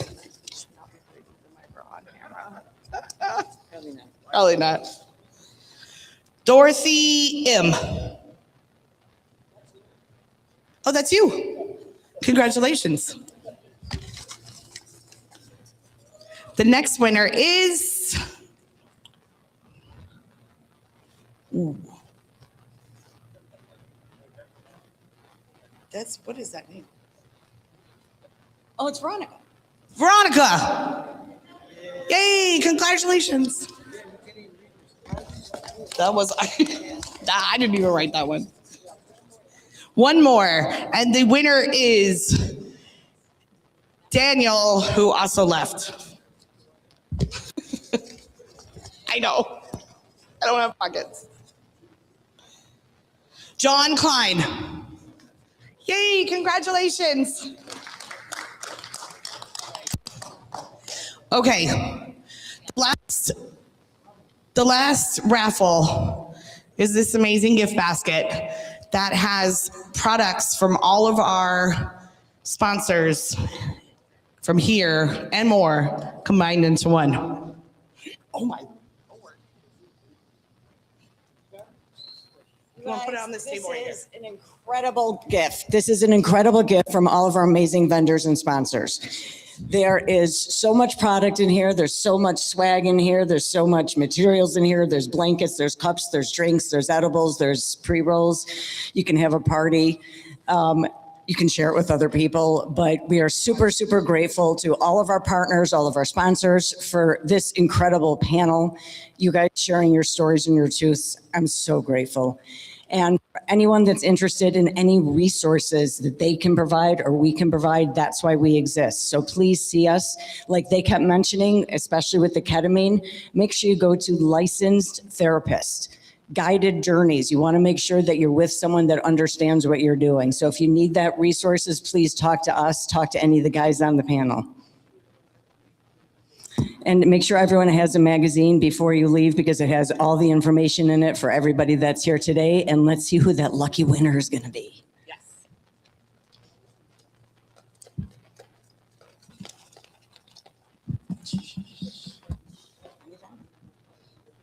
Rick Crawford.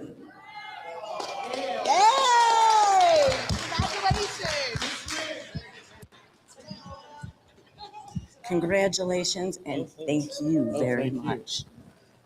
Wait, take a picture.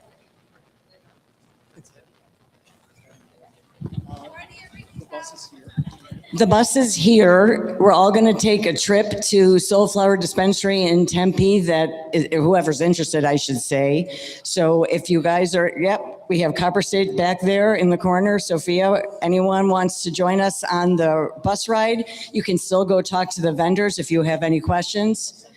Bus is at the front door. So let us know. WeedWorks is going to be there so we can answer any of your questions if you want to have questions about product recommendations. Are we selling the t-shirts? If you would like to purchase a WeedWorks hat or t-shirt, you can purchase them at the WeedWorks table before you leave.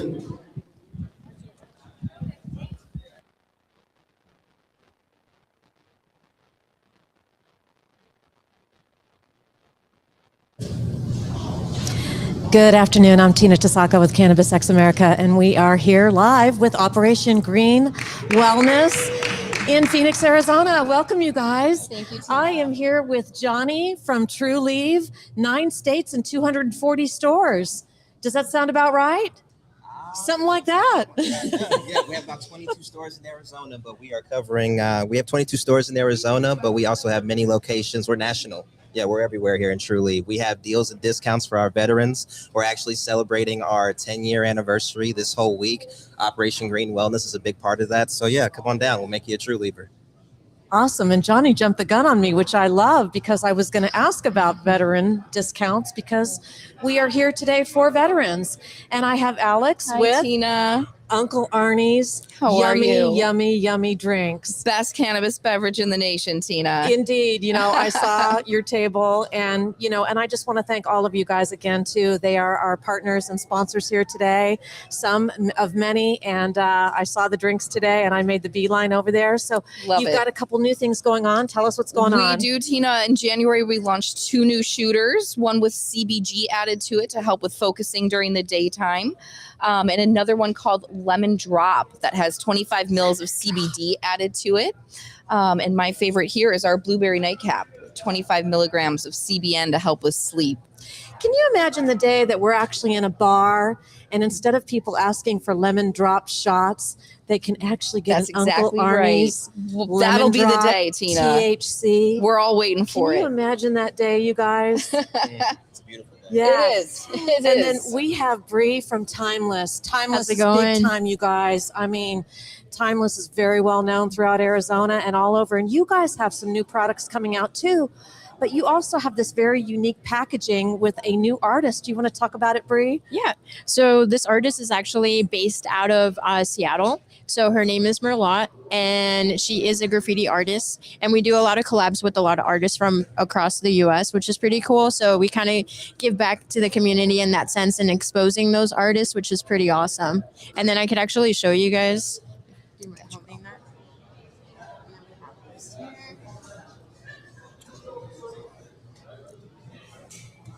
Oh, yeah, this is real cool. Oh, yeah. Love it. Let's come up a little bit. Gotta zoom in.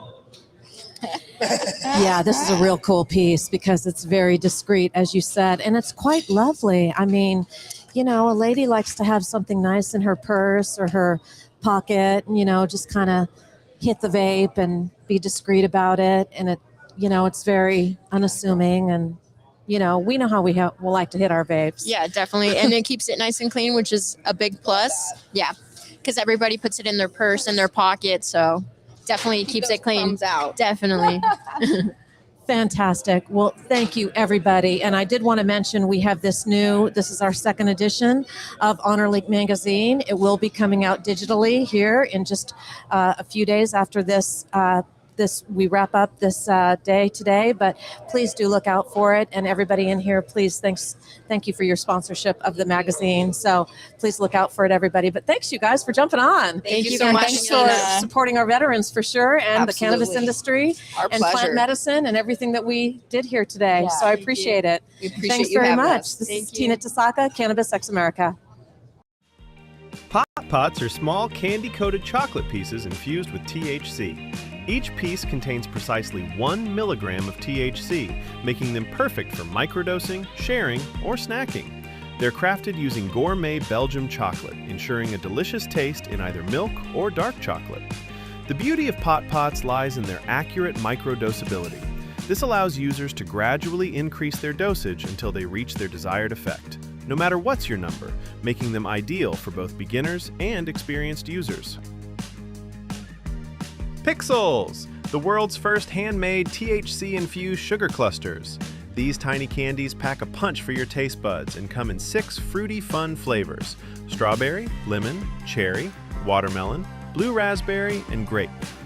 Every package of Pixels is 100 milligrams total and includes a scoop for easy dosing. Each scoop is 5 milligrams. Suno is a robust product line that offers wellness products in diverse form factors, giving you the choice to customize your wellness solutions to fit your lifestyle. Suno tablets are available in a variety of cannabinoid formulations, making them easy for daily use, no matter how you choose to mix and match them. They are discreet and portable, making them accessible for wherever life takes you. Suno's tinctures are uniquely crafted using hemp oil base, making them 100% cannabis. Like the tablets, our tinctures are available in a variety of cannabinoid formulations, making them customizable and unflavored to be discreetly added to your favorite drink. Suno patches are available in a variety of cannabinoid formulations, making them easy for a variety of uses, no matter how you choose to use them. Experience up to 24-hour relief right where you need it by applying directly where you are seeking relief. All our patches can be cut to fit your specific dosing needs and contain 50 milligrams of total active cannabinoids. Our patches are water and sweat resistant, easy to apply and remove, and safe for sensitive skin. Gluten-free, latex-free, non-toxic, and hypoallergenic. Our cannabis cream redefines relief. With a balanced blend of THC, THCA, and CBD, our line of topicals deliver deep penetrating comfort with a clean, quick-dry finish. Unscented, paraben-free, pH balanced, so you can treat your skin as carefully as you treat your body. Suno is designed with wellness in mind and offers a diverse range of pharmaceutical-grade cannabis products formulated to enhance your daily routines and provide targeted relief.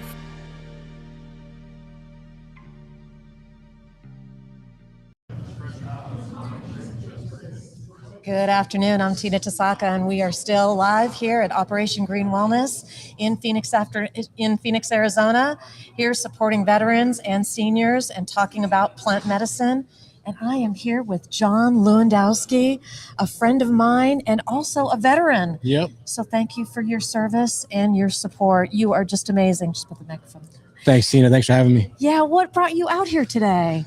You know, I've really been struggling with sleep lately, and actually for a while. So, you know, I took an edible the other night, and I really slept pretty darn good. Okay. So I was like, you know what? It just made sense for me to come here. And, you know, I saw Roe on the news the other day talking about it. I'm like, yeah, I got to go support and see what it's all about. So glad I showed up. Excellent. So you had a really good experience. I did. Yeah. And I mean, one of our big sponsors here is Copper State, and they have some great edibles, gummies that have CBD and CBN. And those are very high promotional for sleep and for sleep induction. I accidentally made a mistake and took one last week when we were driving to New Mexico. Luckily, I was sitting in the back seat, so I got to go snoozy. And I wouldn't recommend that one for the daytime at all, but you know, it definitely works. And you know, it did the job, but I'm so glad that you came out. Yeah. And I had a great conversation with Copper State, and they talked all about the CBD, CBN. I'm definitely going to look into their product, and I'm convinced it will help. So if you're struggling with sleep, I encourage you to try some of these products because I know it helps me. You know what's really cool about Copper State? They are the biggest grower in Arizona, and they're all the way up in Snowflake, Arizona, and they have about 600 employees. That is cool. Isn't that amazing? That's cool. Everybody, you know, it's so cool about the cannabis industry because there's all these little gems that people don't know about, and they don't realize that cannabis is a production. I mean, it is a major production to make these products and to have they've got to have a manufacturing plant. They've got to have a production plant to make these edibles, you know, because you're taking it from a green leaf plant that's this big, and you're extracting it down to make it into some kind of form to finally get it into a gummy. And I'm not going to, you know, tell our, you know, viewers about how, you know, how it's all made, but, you know, it truly is a production, and the general public doesn't really understand the process that they go through, you know, to make, you know, a 5 milligram or a 10 milligram gummy. Yeah. But anyway, well, speaking of veterans, just real quickly before we wrap this up, Mr. Lewandowski here is a film producer, and just recently you did do a film called Options. Yep. Tell us a little bit about this film and why it is so incredibly unique and important to veterans across the globe. Thank you, Tina. So Options is a film that it's still in post-production, so we're not completed yet. But if you go to optionsofilm.com, you can learn more about it. But an important factor of it is that it was made for veterans by veterans. Everybody in front of the camera, behind the camera is all veterans. And we really want to share it with all veterans that are out there so they know that they've got resources out there. And the website is going to have a lot of resources linked on it. So we encourage everyone to check it out. Yes, it is a fantastic website, and there's some real neat tools on that website, I must say. There's some neat little AI things going on that website and the trailer and just everything. It's very, very interactive. So definitely, you know, go out and check it out. So we're looking forward to it. But John, thanks for jumping on with us. Thanks, Tina. Appreciate it. Great to see you. So good to see you. So we're going to keep this moving along. Sir, come on over. Come on over. Hello. How are you doing? Wonderful. How you doing? Very, very good. Very good. We're going to move up here a little bit. What is your first name again? William. William. Hi, Tina Tasaka. Very nice to meet you. Tina. Yeah. So what brought you out here today for Operation Green Wellness here, supporting veterans and seniors and plant medicine? Well, one of my good friends, Mr. Ro Gonzalez, helped put it together, and he invited me out. We used to work together for a company going out searching for homeless veterans, and so I still work for the VA doing the same thing, going out searching for homeless veterans. And what branch of service were you in? Army, United States Army. Yes. Okay. What years were you in the Army? From 88 to 2008. Oh, okay. 10 solid years. 20. Oh, 20. Excuse my math. Oh, my gosh. Okay, William. Okay. I need a little mental calculator there. Okay. Gosh. And what state were you in? Well, I was over in Hawaii. Okay. Aloha. Colorado, Louisiana. And after I retired, I went back to Chicago. My body was kind of shut down because of the cold weather, arthritis. So I ended up moving out here. William, I think that was a good move. Yes. Well, first off, we appreciate your service, and we double appreciate everything that you do. And I'm so glad that you were able to come out today. Yeah. And okay, so you came out with Ro, and we know Ro very well, and he's such an advocate for all veterans. He's done so much in Arizona for veterans. Oh, yes. Yes. Okay. We go out together on a daily, weekly basis looking for homeless veterans. I be working for the VA. I work for HUD VASH. I help them get their Section 8 vouchers. Oh, super. That's so great. Okay, well, great. Well, thank you for coming out. We so appreciate it. It is just wonderful what you do. Super great. Okay.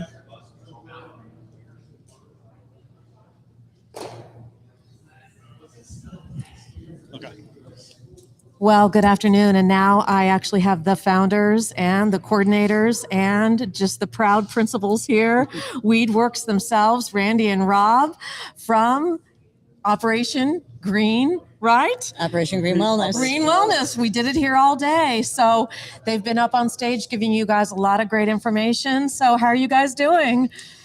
Well, our hearts are full. We've heard a lot of great stories today. I'm so grateful to everyone here that was on the ride with us. I'm happy it's almost over because I'm exhausted. But hearing the veteran stories, hearing how cannabis and other plant medicines has helped people's journey, and if we can help shine a light, I'm just super grateful. I'm feeling pretty grateful today. Do you feel like, some of the veterans that I've spoken with today, I'm feeling like the doors are opening. They're opening more. They're creaking open. Like people are getting even more open to letting in the information, but the world is letting it open for them even more. Are you guys feeling that way too? Oh, I mean, for sure. It's a sense of community, with them to share their stories. And that's how people learn and want to experience other things, is hearing from these real personal experiences that people have. So yeah, seeing the barriers break down between the psychedelic therapies or medical cannabis is really the doors are really starting to open, and we see that. Yeah, I've shared with the viewers the incredible Honor Link magazine, which is the second edition, and I've let everybody know that this is going to be in a digital version coming out here shortly. So everybody, please keep your eye out for this. Keep your eye on our social media, on all of our channels, WeedWorks Consulting, Cannabis X America. We will keep you guys abreast on this so you can look at the digital copies and see all of these great, incredible partners, sponsors that we had contributing to this amazing event today. Thank you. Yes. Any other words from you guys? Well, we want to say thank you to you guys, Cannabis X, for putting the live stream on, for doing all this. We really appreciate you guys. So thank you. Couldn't have done this event without you guys. So thank Between you. Cannabis X and Valor's Veterans, WeedWorks Consulting, Supernormal for donating the food truck, Copper State for donating the cannabis that's taking us to Soulflower, which I need to go jump on because I need to take a group of people over to Soulflower. Yep. So I'm grateful. My cup is full today, and I appreciate all the support. Thank you. Thank you. Thank you. Thank you. I'm going to go get on the Amazing, bus. you guys. Yes. Okay, Amazing. bye-bye. Thank you. Thank you.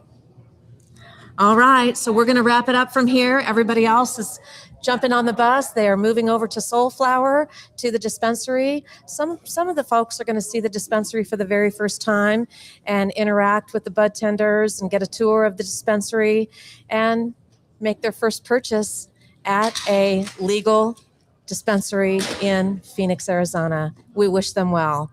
I'm Tina Tasaka, Cannabis X